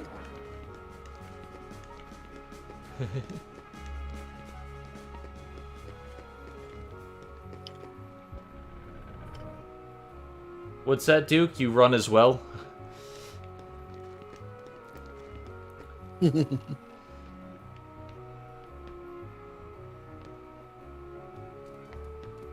My cat is screaming at the door. Wait just one sec. I'm gonna let her in because I don't want her pooping on the floor. Just in case. Yeah. Alright.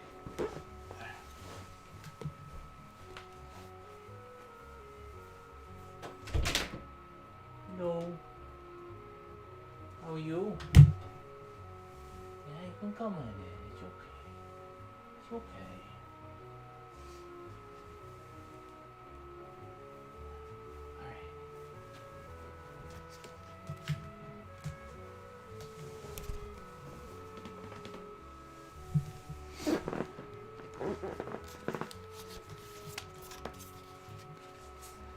Okay, I have returned. I have a cat. She is hopefully going to behave. You okay? Yeah, that's a pipe dream. But yeah, I understand you, Duke. We all run in, fools rush in, where angels fear to tread. Hey, kit. All right, so I'm going to save. Again, yes. Well, I always double save. It's a weird thing, but it's like just in case, because I've had times where I thought I saved and I didn't. Yeah. Admittedly, going back to what we were talking about earlier about trailers and stuff, I saw the trailer for Hotel Transylvania 3. Kitty, you're not supposed to play while I'm streaming. We can hear your tweets. So you saw the trailer for Hotel Transylvania 3. Yeah. I've seen it as well. I don't think it's bad. It doesn't look bad, but I haven't seen the other movies. Kitty. No, the first one was pretty good. I mean, it gave a good, nice backstory. It gave a nice, fleshed out the characters and everything else. It kind of humanized Dracula a little bit, but that was fine. And then we get to the second one, and you're like, okay, now we're focusing on his grandson. Okay. Oh, Mel Brooks is in this. Oh, okay, cool. He only has a few lines. Well, okay. And now we're getting the third one. I really need to watch the first two to judge, because I've heard some really good things, but I can't just judge the trailer and the jokes based off of what I don't know. Yeah, just if you go into it thinking, okay, yes, it's an Adam Sandler movie, yes, it's an Adam Sandler friend money grubbing movie, yeah, okay, fine. But if you look at it as like, if you just look at the story of it and not focus on, who's really acting, which it kind of doesn't matter, then it's like, okay, I can deal with this. This is good. Okay, it's gotta be. It's this one. Yeah, it's all about the mindset of it. Mm-hmm. It's all in what you look at going in. And I've seen Adam Sandler have some really great movies, so, I like to give him the benefit of the doubt, especially because, I don't know if you've seen Funny People. That's a great film. Yeah. Let's see. Last Adam Sandler movie I saw was Blended.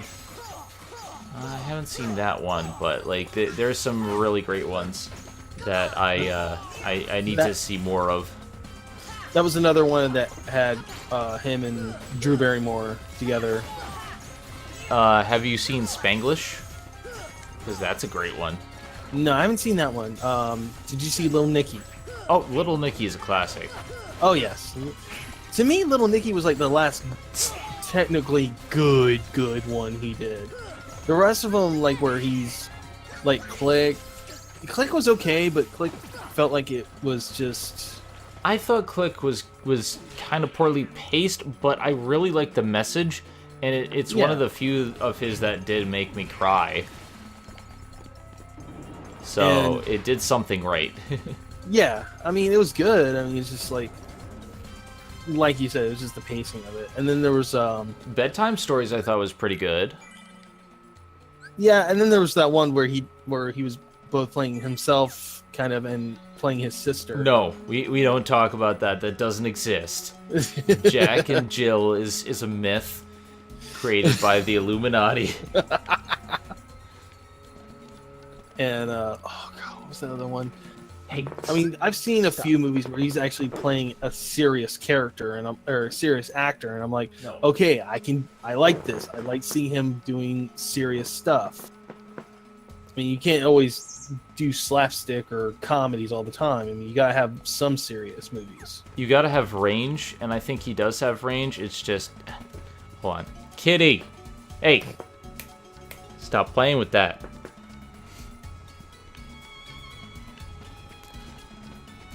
I mean, look. Go ahead.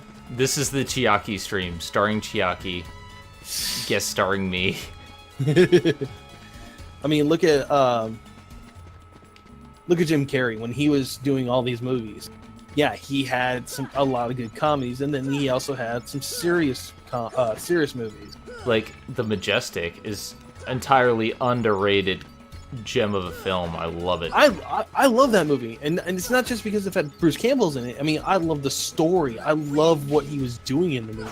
The whole idea of like the love for film is brought up in that movie, and what film means, especially to the people who started in that medium, and how theater going has it's come back in recent years, but for a time, like, people stopped going to theaters.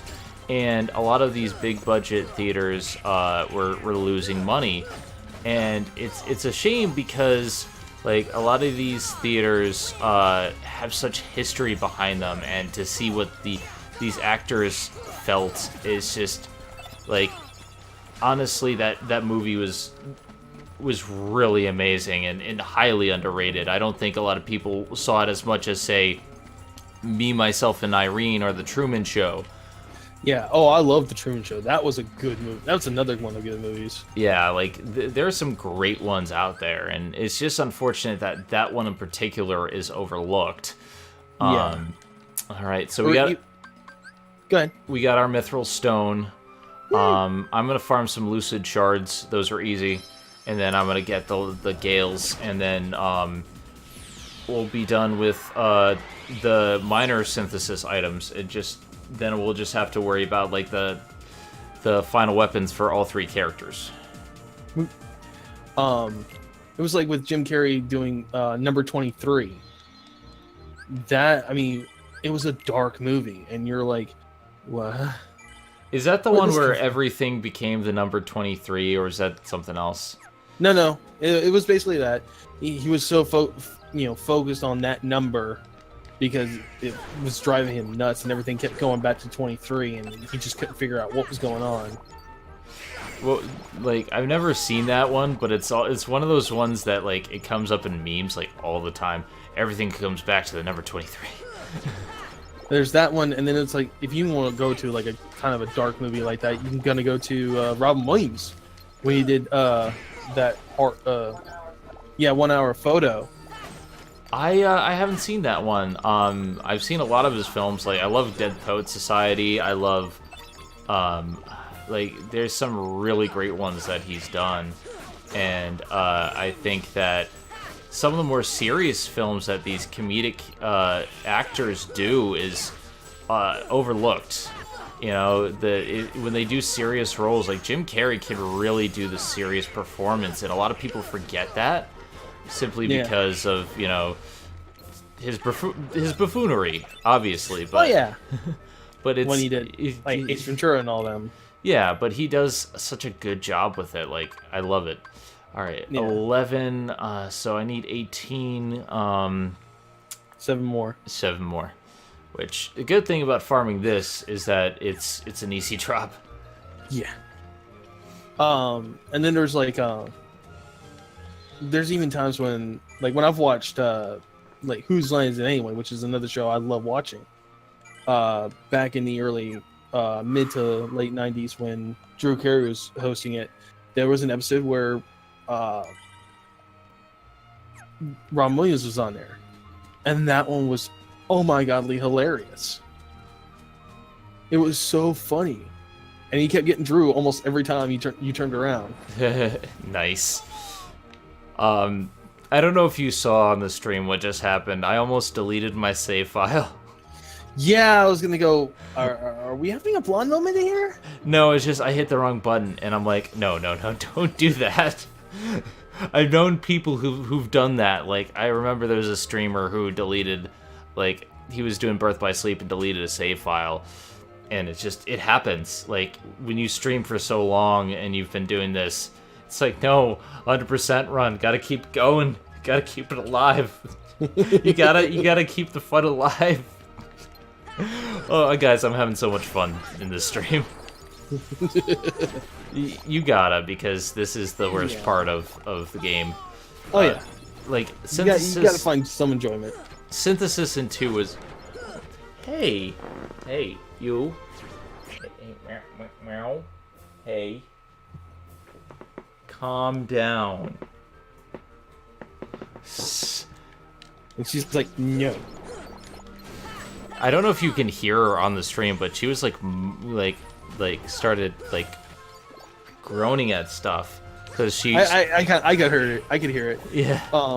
It's like our newest one, Tabby. She's gotten a little bit older. We've had her for now, but she has this tendency now where she will stand there and meow at the door to get into the bedroom. And she will keep meowing until she gets into the bedroom so she can run around, get loving, sleep on my wife for a little bit, and then when I let her out, she'll go back to the door and meow. Oh, God, cats, right? Yeah, and then Trinity will go up and scratch at the door to be let in. I mean, she's good about leaving, but not really. And Jubilee, she just, if I don't check the windowsill, she'll stay in there and then she'll meow to be let out and she'll wake us up. Fine, you can attack my feet. That's fine. We just trimmed your claws. You're good. Just attack my feet. Don't make that noise. My show has quickly become the Chiaki show. It's like Why not? at least once every stream. Like, I'll go a few hours where she's not in the room, but I don't like to lock her out simply because her litter box in here. But also I like having her around because she does make for some good laughs. Oh yeah, why not? Kitties are nice. Kitties are great. Until they get... Or they do something that you wish they would do. Kitty, that's my leg. I know Like- it belongs to you now, but could you be slightly less, aggressive with it? I mean, okay. I know this is gonna sound a little confusing, but does your cat, does Chiaki, actually cover? What do you mean? Cat box. Oh yeah, When she does. she goes to the cat box. She does? Okay. Jubilee will cover. Tabitha, the young kitten, will cover. She likes to dig. Tren? No. She refuses to cover. Oh boy. Yeah, my cat's very good about that. Like there have been a couple times where she's not done so because the litter box is full, but I try to empty on a certain schedule that she's used to. Yeah. So if I have correctly looked at this, I think I have all the lucid shards. Yes, 18. Okay, now I need to look. Do I have gales? I think I need 2. Yeah, you need a grand total of like 3 gales, but you also need gales to make black matter or dark matter. Yeah, that's what I needed for 2 gales to make the dark matter, and then I'm gonna need gales for something else. But let's make the dark matter first. Of course, we're gonna have to do this for the Ultima weapon anyway, so it's not that like. A lot of this stuff is going to be repeating, but like the Fury Stones, I just got a whole bunch. I'm not going to need to farm them. Hey, that cut out time. Mm-hmm. So, all right, gonna hit a final rest.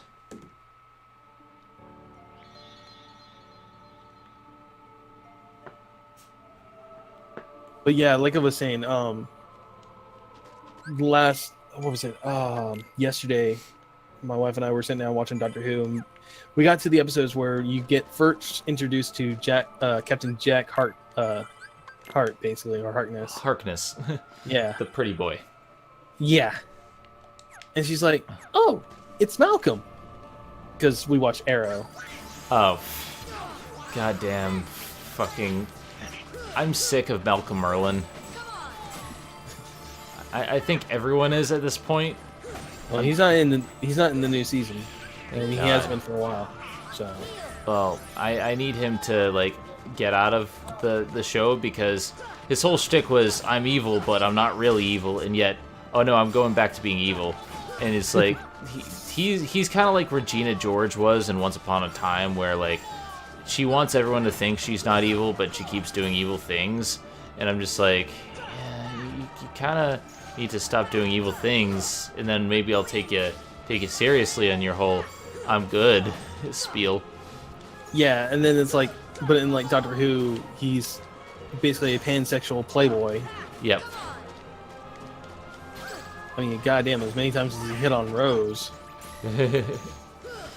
and the Doctor. Well, yeah, he hit on everybody. Everything with a pulse. Yeah. But it was just like, okay, dude. Yeah, okay. All right. Oh, But Chiaki yeah. stopped. Okay. But she's she likes Eccleston. She was kind of mad at me a little bit at first because she's like, well, I wanted to start on David 10. I was like, no, you need to start off with Eccleston to greatly appreciate it at least. And I'll actually explain some things for the characters. Like, the way I see it with the show, that you can do a couple things. Like, you can either start from the first Doctor, which is admittedly, like, he has a great first episode, but after that, like, some of the episodes are kind of old school and they might not gel with everyone. Plus, he's very old and crotchety, and he's not like what we think of as the Doctor. You could start off with the fourth Doctor, but then you'd miss a lot of stuff in between. You can start with like the second and third Doctor, because that's when things change. Or you can start like I did with the ninth Doctor and kind of work your way back. And I mean, granted, I haven't seen all of the Doctor Who episodes. Like, obviously, it's very hard to do so. But like, I think starting with Eccleston is a good lead-in, because he's a pretty good Doctor, and he had a short enough run, so you can get a good idea of if you like the show. Yeah. Although Rose is bad, no matter what you say. Yeah. I don't like Rose. She is dumb as a post. How did she not know that, you know, her friend was roboticized? I don't know. Like, the whole, like, that first initial, like, stuff was just, Now, I did watch the season finale of Doctor Who when Capaldi was saying goodbye, but I actually loved how they ended it with having the first Doctor come in, and I was like, oh my god, this is so good. Even though a lot of people were hating on it. I think having the first Doctor come back is fine.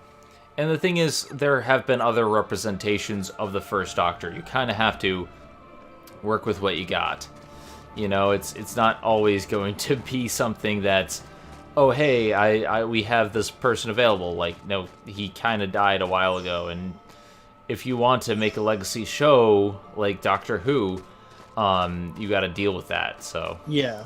And one of the other things that I really loved about the episode was, if you remember some of the earlier Doctor Who's, like going back to the first generation versions, you remember the character, the Brigadier.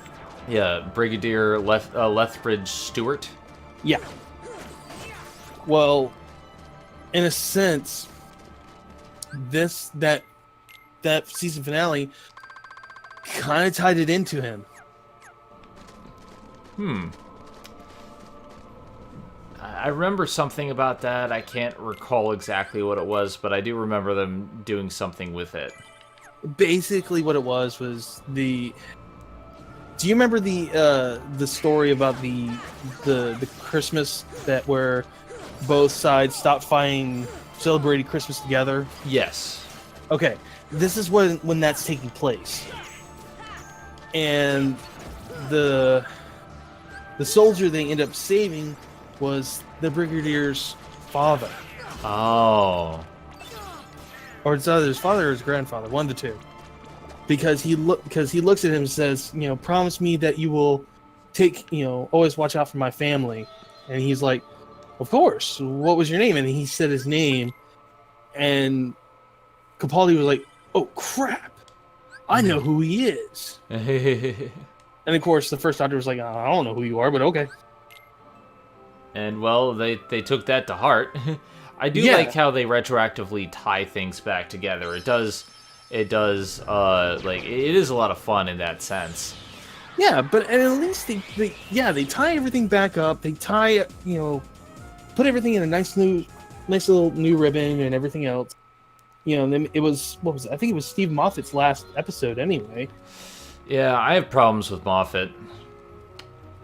He is very bad with his continuity. Very bad. And the fact that his ongoing storylines are very segmented and don't always add up to anything like meaningful is just, it's something that really gets to me all the time.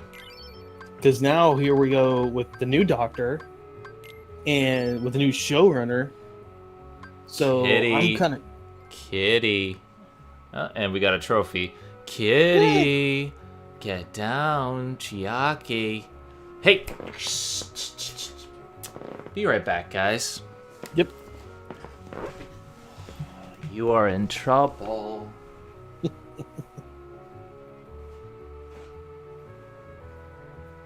No.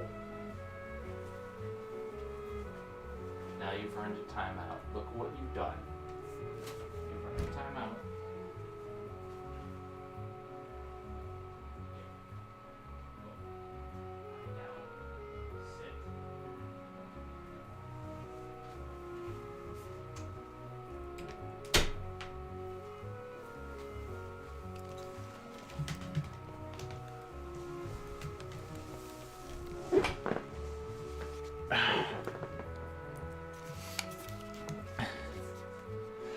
All right, sorry about that. You're fine. So you've made all 30 items. Here's the thing. Uh-oh. That was all of the normal tiers. If you exit out, go back in, there's 3 more. Ugh. Now, the good thing is, we got the trophy for Synthesis Vet, which is 30 items, and the last 3 items aren't bad. So, these are the ultimate synthesized weapons for each character. Now, the Fantasista for Donald, the 7 elements for Goofy, and the Ultima weapon for Sora, which I have a lot of the items for. I was actually getting a lot of Stormy Stones, like, just trying to get Gales, so that's not bad. Dark Matter is not bad, but we're going to start with Fantasista, because this is actually probably the easiest to make, with the exception of the Power Stones. It shouldn't take too long to grind up. Yeah, it's not too long, so I'm going to save the game. And we at least synthesized 30 items. Oh boy. Okay, we're getting there. Final stretch, people. Final stretch. Yeah, I think while you're out, might as well try to get the one item you need for the 7 elements shield. Because it's only one item. One item? You need for it. Yeah, you only need one item for one synthesizing item for it.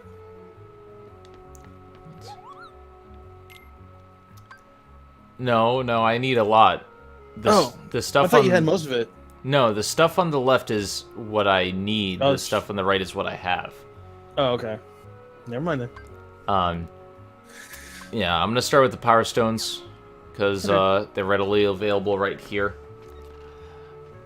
All right.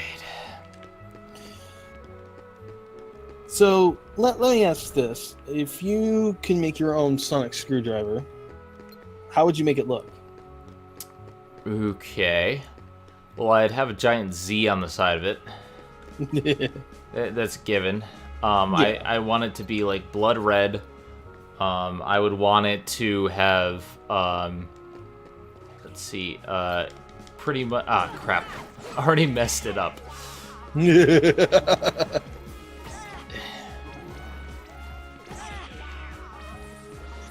Sniper Wilds, man, I hate them. Let's go back in. So yeah, have a giant Z on it. It'd be blood red. It would have lightning bolts coming from each of the sides when you activate it. It would cure. It would basically be a cure for radiation. So it could cure cancer. That's about it. That would be my sonic screwdriver. Well, I did love. I mean, Eccleston / Tennant's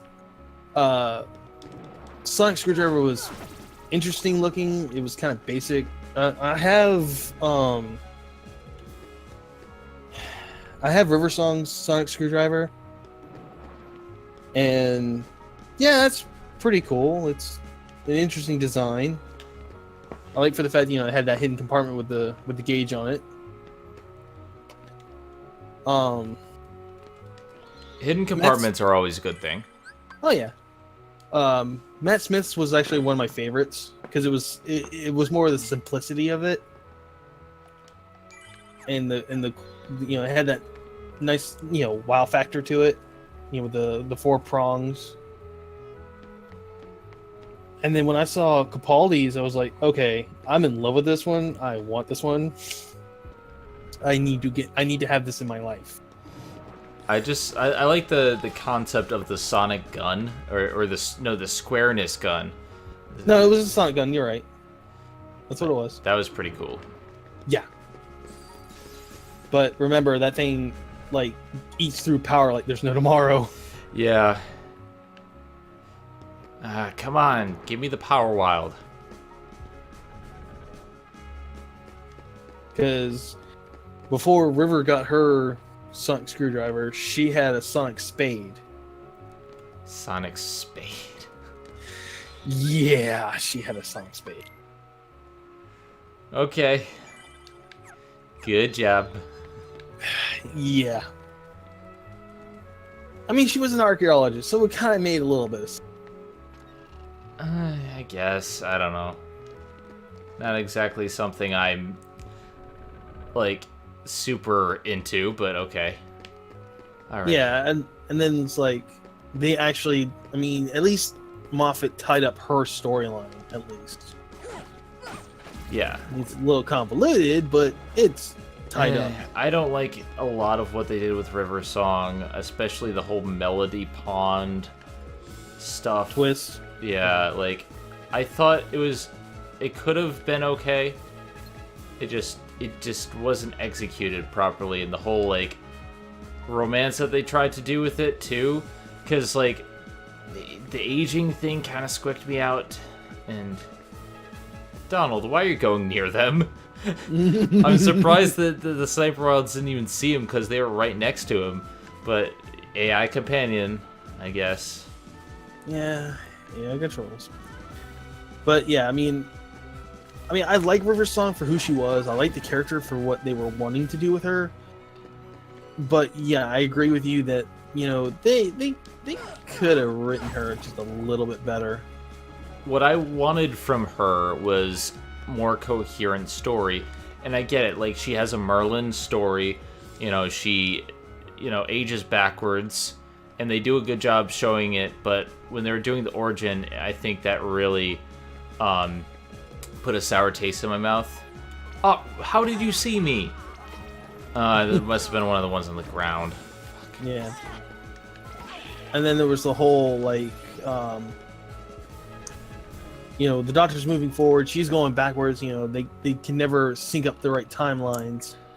It was tragic, and I think parts of it really did work.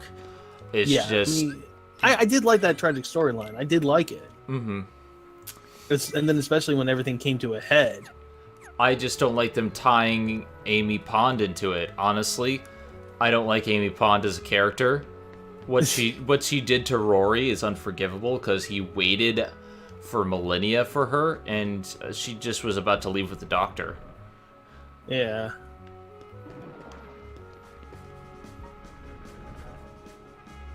And then it's like, they come back, and she's already was getting ready to divorce him, and you're like, huh, what? What happened?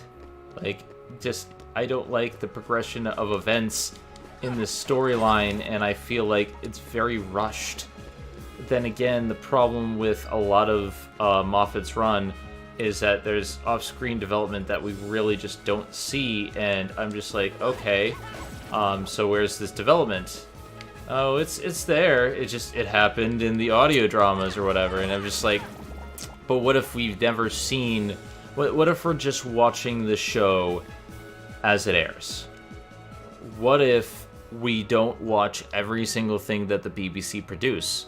You know, you got to give some room for people to, you know, people who may not have watched all your stuff to catch up. And granted, that's a similar problem with, like, the Marvel Cinematic Universe. I get that, but, like, yeah. I think it's really prevalent in Doctor Who, simply because with Doctor Who, like, the TV show is what you think of when you watch it. Yeah. And if it's not all in the TV show, then what is the point of investing your time into these characters, these events? Like, it just, I don't know, something just doesn't sit right with me. I mean, it's like there's this audio drama of where River got up with the Fifth Doctor. Mm-hmm. And I mean, I haven't heard it, but I'm like, whoa, that would be interesting. I would like to hear that, but it's like, where do you go hear that stuff? I mean, I'm an American. I don't have access to that. Like, the BBC does have some really good audio dramas, but you have to know where to find them, and it's kind of a crapshoot of what you're gonna get, you know? Unfortunately. Yeah. And then there's the I mean, the actress, I love the actress. I mean, she is phenomenal. I mean, she even had a role in Arrow. Oh yeah, like phenomenal actress, but I think the problem is the material given. Yeah. All right. So yeah, the first time I actually defeated 6 of these guys, it didn't drop the item. So we're gonna try this again. Yeah. Oh, and what about did you ever watch the show The Dresden Files? No, but I know a lot of people who tell me it's amazing. Yeah. Crap. I watched Link Har's review of it, and I didn't know that all the episodes were mislabeled and in the wrong order. I was like, oh, well, that explains a lot of things. Yeah, unfortunately, for some reason, a lot of TV shows air things out of order. I don't know why. It doesn't seem like something that they should do, but I guess it happens. Yeah. I mean, yeah, it was really good. I mean, I like the Highlander TV series that came out. I've heard some good things about Highlander, the TV series. Yeah, it was good up to a certain point, but still, it was still pretty good. And then when they ended it and they brought back, the actor for like cameo spots in movies and did that TV one movie that I refuse to acknowledge, it was still decent. I mean, I've always been a big fan of Highlander. I love the movie series. 2 was still come on. 2 was still like, what? What? That one felt like it was rushed. And then there was Orbital Wobble. Yeah. Highlander is one of those things that just kept digging its own grave. Yeah. It kept digging and digging and... I mean, it's like... In like the first movie, they say, okay, the prize is to be mortal. Okay, cool. But then when you go to the last one where it had, the second Highlander, the second McLeod come in, it's like, no, you don't get, mortality's not the thing that's the prize. It's being able to have a kid. What? You could have a kid beforehand. No. When you're becoming immortal, you cannot have kids. But when you get the prize is being able to have a kid. Okay.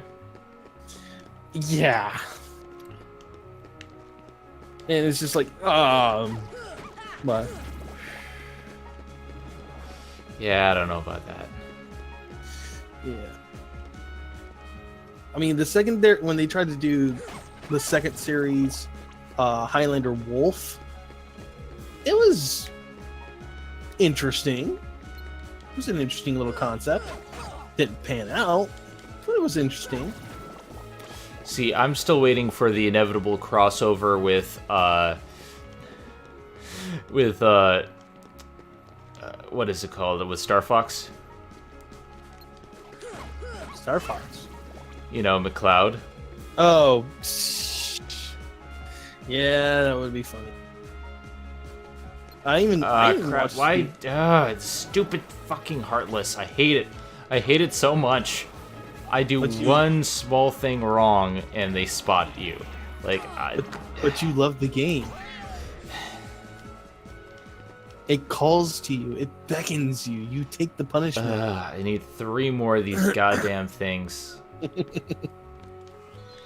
It wasn't easy the first time because this is the third time I've done this. You're gonna have to do the gravity maneuver. I mean, I can use gravity. It's imprecise. Is the problem? Oh, I know. That's the major problem of it, but it keeps you from getting seen. I would much rather go in stealth-like because I've had quite a few successes using the method. It's just you really have to know their vision, and even though like sometimes they like cheat like crazy. Oh god, I just had a really bad thought. What's that? Hear me out on this. What if somehow, some way, Square Enix got the rights for the original Metal Gear series and created a Metal Gear Solid world? I mean, I think that would be cool, but I mean, I don't know how it could be done. But the whole level you had to do stealth. You couldn't just go in and kill everything like you normally would. You have to go in and stealth. You have to do stealth kills. I mean, it could work. I think if you do it as not the entire game, as part of it, it can be good, it can be annoying. It really depends on how you utilize it. I just find this annoying because the field of vision is just too imprecise, because it's somewhat narrow, but they can sometimes see you like out of nowhere. And so like that's my big issue, is that like sometimes like they can't see you and sometimes they can. It's weird. Yeah. But no, I was thinking about it. Oh, that's two. That's two. Yay! I remember when they were talking about Kingdom Hearts 3 Worlds, and some of the trailers for it was like, "Oh, we're getting a Mount Olympus world." Wait, what? We're not getting the tournament. We're actually getting a world. Finally. And then it's like, I don't mind getting all the the Rapunzel world or the. I think Tangled looks cool. Tangled actually looks really cool. Oh yeah, but then it's like all these special weapons and keys you get per world. I like the concept. It's the execution that's going to be the real deciding factor. Yeah, are they going to do it like how they did it in the past Kingdom Hearts games, where like you get the key after you've beaten the level? It could be that like because what I've seen is each world does seem to have a master keyblade. What it could be is that when you enter the world, you get the key, and then you get like different functions for it. Yeah. All right, so Power Stone. Let's see. I have 2. I need 1 more. And then there's the whole like Riku when he's in the Edge of Darkness. He's like, I'm just gonna leave this here for the other me. What? I see. I haven't played anything beyond 2. I've only played 5 seconds of Birth by Sleep, so I'm not entirely sure. But what I can say is that I am intrigued that everything seems to finally be coming together in a way that I think is actually pretty interesting. Like, we finally have, like, the Dream Eaters, we finally have, like, a reason for some of this stuff to be in the game, and that's really cool. And then here's the part that kills me. They said originally, even before the Kingdom Hearts 3 was even announced, or it was announced, but it wasn't even, it was just hinted at, that they said, oh, well, it's just the first stage.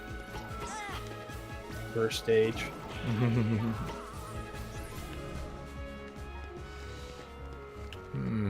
I don't know. All I know is that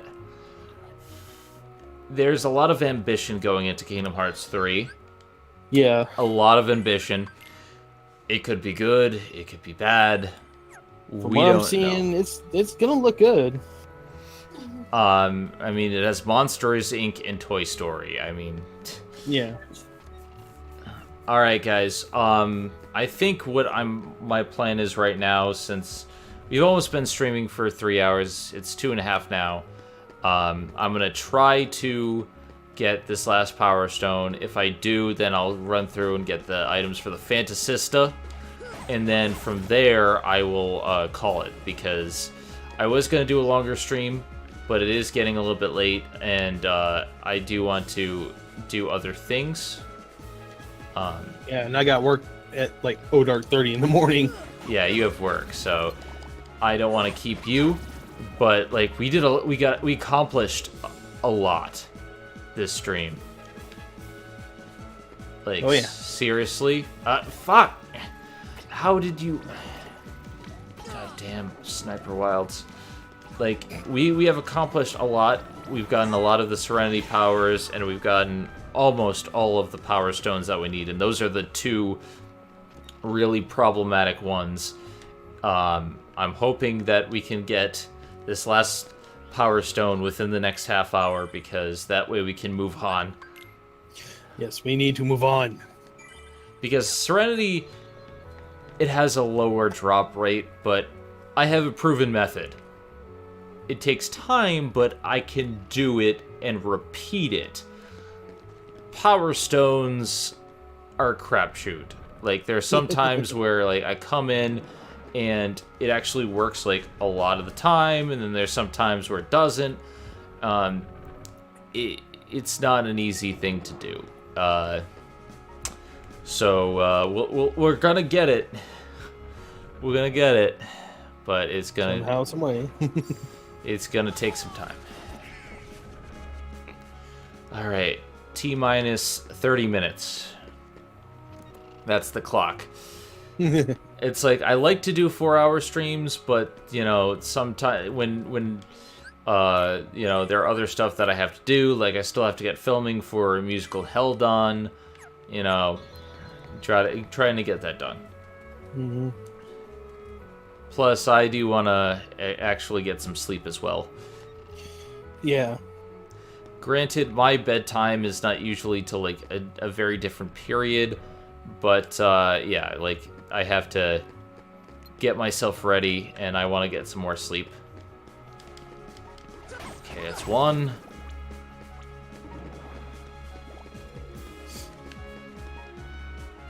You ever thought about like going back and rewatching some of your favorite movies when like just randomly blue? I do that every now and again. Like, I honestly, like, I come and I you know, say, hey, I like this movie, I want to see it again, and I go ahead and I watch it. It depends on certain movies. Like, some movies I could watch over and over and over again, and it wouldn't matter how many times I've seen it before. Okay, that's another. Good. Okay. But yeah, it really does depend on the movie, and like, I'm saying this right now, Coco is one of those films that I'm going to be able to see no matter what, till the day that I die. Like, Coco is like just, a really phenomenally good movie. Coco is perfect. And yes, I got it. I got the Power Stone. Whew, I never have to see these Sniper Wilds ever again. God damn, fuck you. These guys, I've had to do this on 3 separate playthroughs. It's just the worst part of this entire experience. But I did it. And that is what counts. You imagine if they did a Proud Plus mode? Yeah, that's called EXP0. It's level 1 Proud mode. And Johnny's streaming level 1 Proud mode. I don't know if I'd ever do it. It doesn't seem like something I'd want to do. But hey, let's see. Mithril Stones and then Energy Stones. So Mithril Stones are easy. Yep. Energy Stones are invisible, but there's a place where you can farm 2 very easily. Essentially, they're the stealth soldiers, and the stealth soldiers are soldiers that are just invisible. And there's 4 spawn points for them in Hollow Bastion.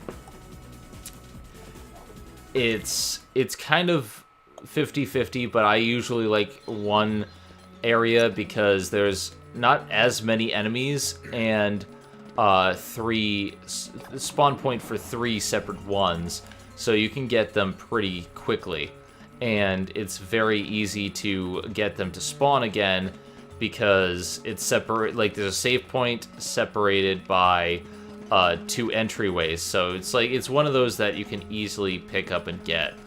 Yeah. But going back to what we were talking about earlier about the movies, I think for me, one movie I know I can watch forever and never get tired of it is Monty Python's Quest for the Holy Grail. That is a good one. And, Yes. already one more mithril stone. Just need 2 more. Okay. And I recently found out that, do you remember the part in the movie where they were dealing with the sorcerer? You which mean was, Tim, the enchanter? Yes. There are some who call me Tim. Well, originally, the original line was actually supposed to have this long, imaginative name. And John Cleese forgot the name, and he just went with Tim. You can see the look on his face, too. I don't doubt it. And they just rolled with it. They're like, oh, yeah, we'll just go with it. I was just like, oh, I didn't know that. Okay, cool. Alright, mithril stone, let's see. I got 2, I just need 1 more. See, that was very quick. Yeah. And then there's like that one part where I still question myself sometimes when they get to Castle Anthrax. That one... That's just a trip. That is a trip. Yeah. And the guy's like, you know, they were like, oh no, you must give us all spankings. And he's like, oh, well, okay. And then Lancelot just comes in and saves him, and you're like, no! You don't do that to a guy. Cock block. He's like, no, you're in grave peril. It's like, I can handle a little peril. No, it's too perilous. Oh. Not even some peril? Not even just a little peril? Another one I'll sit there and watch always is all 3 of the Evil Dead movies trilogy. Haven't seen them. You so need to. I think we've been over this before. Yeah, we've been over this. What's another one? I can watch this one a lot, but sometimes I can't. I have to take breaks after a while. Watching the original Ghostbusters movie. The original Ghostbusters is great, but I don't think it's the time. It's not as perfect as everyone makes out. I believe it's still a classic, yes. But there are still problems, and honestly, like, some of the characters are not enjoyable. Yeah. They don't treat their women very well. It's like originally, what was it? John Belushi was supposed to play Venkman originally. And was that before he passed? Yeah. Mm-hmm. And because it was a passion project with both of them, and it didn't come through because, you know, John passed away. Mm-hmm. So they got Bill Murray to come in and play it. Which makes sense. I think Bill Murray does a good job, but honestly, he does phone it in these days. Yeah, especially when they did the remake, or not really a remake, the female version. It's like, oh, they killed off his character. Well, that made him happy.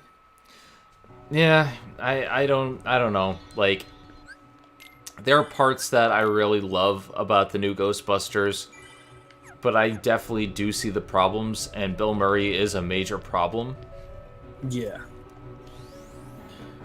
I mean, seeing Dan Aykroyd in it, that was cool, especially that little old Ghostbusters drop he did on it. That was really cool. I miss his enthusiasm back in Space Jam. That's what I miss. Yeah, and then there was seeing Ernie Hudson at the end of the movie. That was cool. Yeah, Especially like, some of the cameos were great. Yeah. Oh, and especially seeing Janine. That was really cool. The original Janine, that is. The cab driver was pretty cool, too. That was Dan Aykroyd. Mm-hmm. I've actually been recently reading the comics of Ghostbusters, and they did a crossover where, because the comics is made from IDW, Mm-hmm. and they have their own Ghostbuster universe where it's like it's the same original 4 guys, and they kind of look like they did in the actual movie, But then it's like there was one episode or one of the comics storylines where they found the cartoon version of him, Mm-hmm. which I thought that was pretty cool. And then they found the universe where the female Ghostbusters are, and there's even one where they teamed up with the Teenage Mutant Ninja Turtles, Which is awesome. Yeah. Right now I'm reading this one. It's Teenage Mutant Ninja Turtles with Batman versus Bane. Because Bane's in New York on the Turtles universe.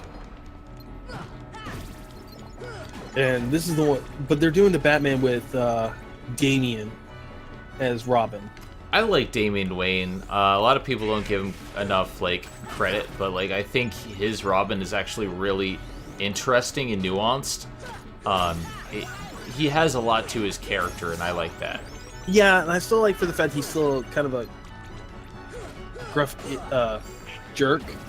Yeah, he's a bit of an overbearing jerk, but he has a point. It's not all just, I'm right and you're wrong. He has a point, and he has faults, but you understand why he's the way he is, because, he was raised by Ra's al Ghul, and that, that can really fuck somebody up. And then it's like, what was it?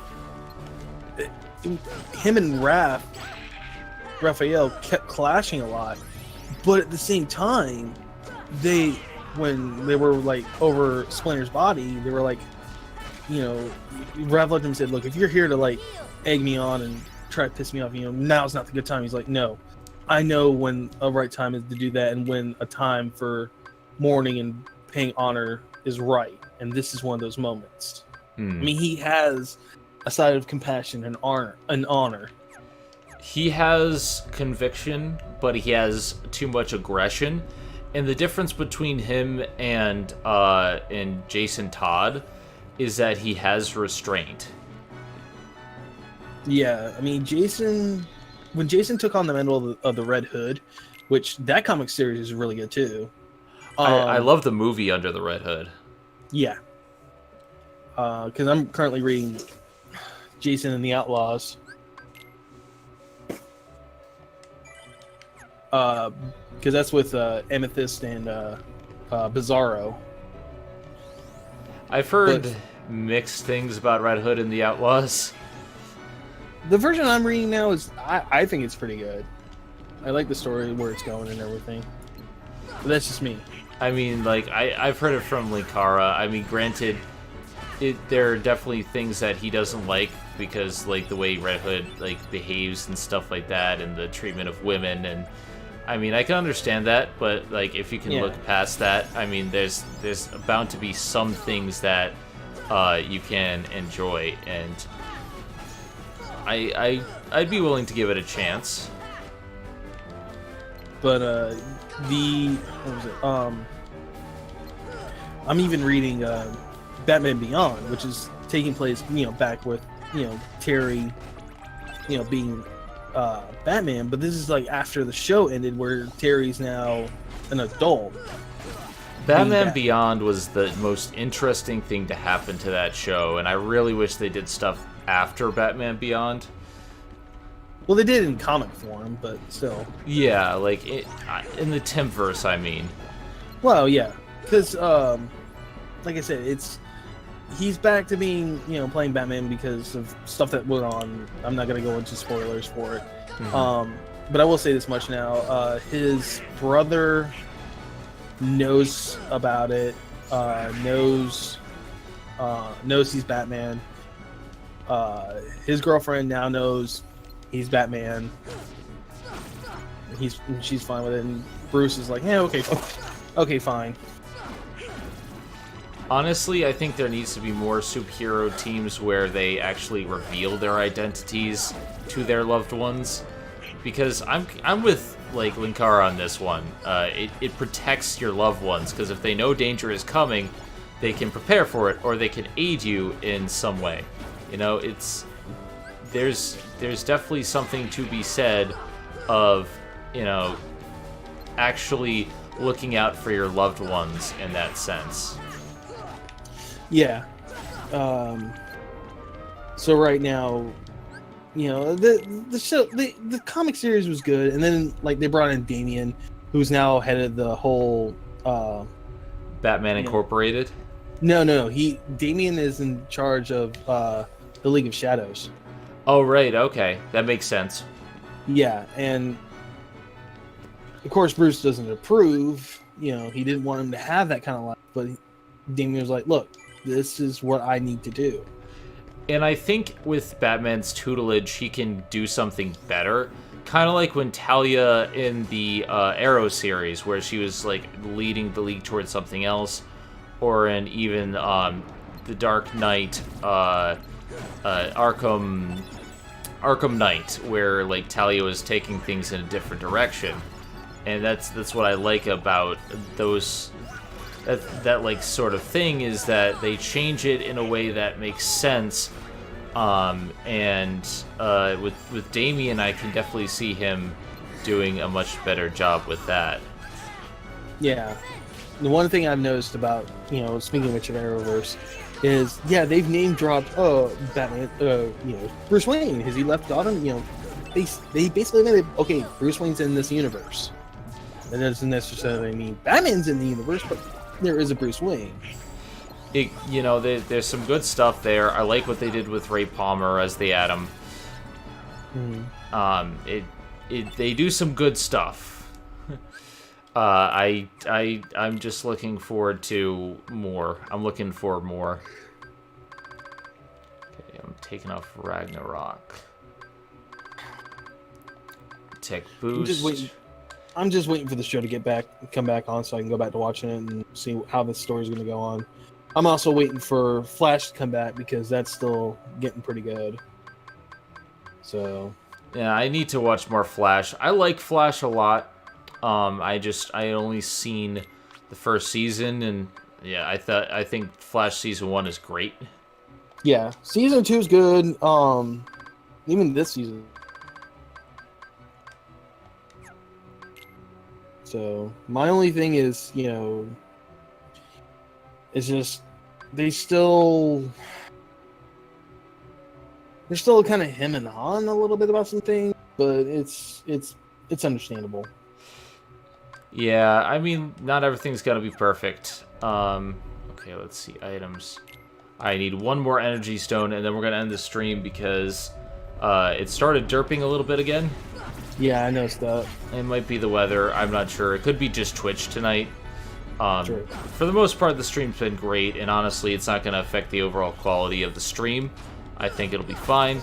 But, yeah, so we just you might want to give Goofy the second wind ability. That I think will eventually, when you go to Sephiroth, you might want to give everybody the second wind ability, because that's going to come in handy. Yeah, what I intend to do here is, eventually I'm going to be doing a little bit more training in the Hades Cup, and when I do that, I'm going to give them all a bunch more abilities. It's just that when, in this stage of the game, when I'm just focusing on, synthesis and stuff like that, it's not really a primary focus, simply because I don't need them to have those abilities just yet. Yeah. I mean, because then you can, if you wanted to, you can go around synthesizing. Oh, hey Spock, thanks for the follow. Welcome to the stream. You could sit there and farm enough synthesizing items to make a bunch of, AP ups. Yeah, honestly, AP ups are pretty easy to get too. And just make, like I said, a whole bunch of them, and just start giving them to everybody until you have every skill acquired and turned on. If you wanted to go that route. All right. Right now, we have all the items that we need to make the Fantasista. Woo! And it's getting about that time. So we're going to synthesize the Fantasista, and then we just have 2 more overall items left to synthesize, and then we can move past this part. Move past this, and in fact, never play this again. No, you still gotta get the Ultima Keyblade, which is gonna help you achieve godlyhood in this game. Well, yeah, like, there's a lot more to it. Like, the Mystery Goos and the Serenity Powers are going to take time, but the Fantasista is the only one that causes me to tear my hair out simply because of the Power Stones. So, Fantasista, check. We have some of the stuff for 7 elements. We'll get that next time. That's actually really easy to get. Blazing Stone, Frost Stone, Lightning Stone, Dazzling Stone. Like, those are all easier stuff to get. Ultimate Weapon, we have 2 out of the 3. Dark Matter is going to take some time to get. And then Mystery Goo and Serenity Power is just time. But we're 31 out of 33. I'm going to equip Donald with the new thing. Actually, it upgrades his MP to maximum, and that's what I want for him. Yeah, which means the shield just upgrades Goofy's defense to max. But his attack is best with the Mighty Shield, which I already gave him. So we are going to save, so we don't have to do that again. I'm not going to. Come on, don't you want to do it all over again, just for the fun? We're not going to delete the save file. God damn it! I just did this. So. Oh God. God forbid if you actually did delete it and then you had to start all the way back at the beginning of the game all over again. That would have been bad. But anyway, guys, to those who have been watching in the Twitch stream and in the chat, thank you so much for watching, for tuning in, for chatting with us. For those on YouTube, thank you so much for watching at home. You guys are a fantastic audience. We're going to have more episodes up as we go along. This is probably one of the longest, like, casual streams, because synthesis, but we just have 2 more synthesis stuff to get, and if I remember correctly, that should just take 1 more session, and then we just have the Hades Cup, and then we can start on the secret bosses. But with all that said, thank you guys so much for watching. I'm Zenith Warrior, and we will see you guys next time for either more Prince of Persia or more Kingdom Hearts. So yeah, we'll see you guys next time. Have a good one. Hey, this is Megami33. Thank you for watching Zenith Will Review. Don't forget to like, comment, and subscribe for more awesome videos. If you like what you see, check out the Patreon page at patreon.com/ZenithWillReview.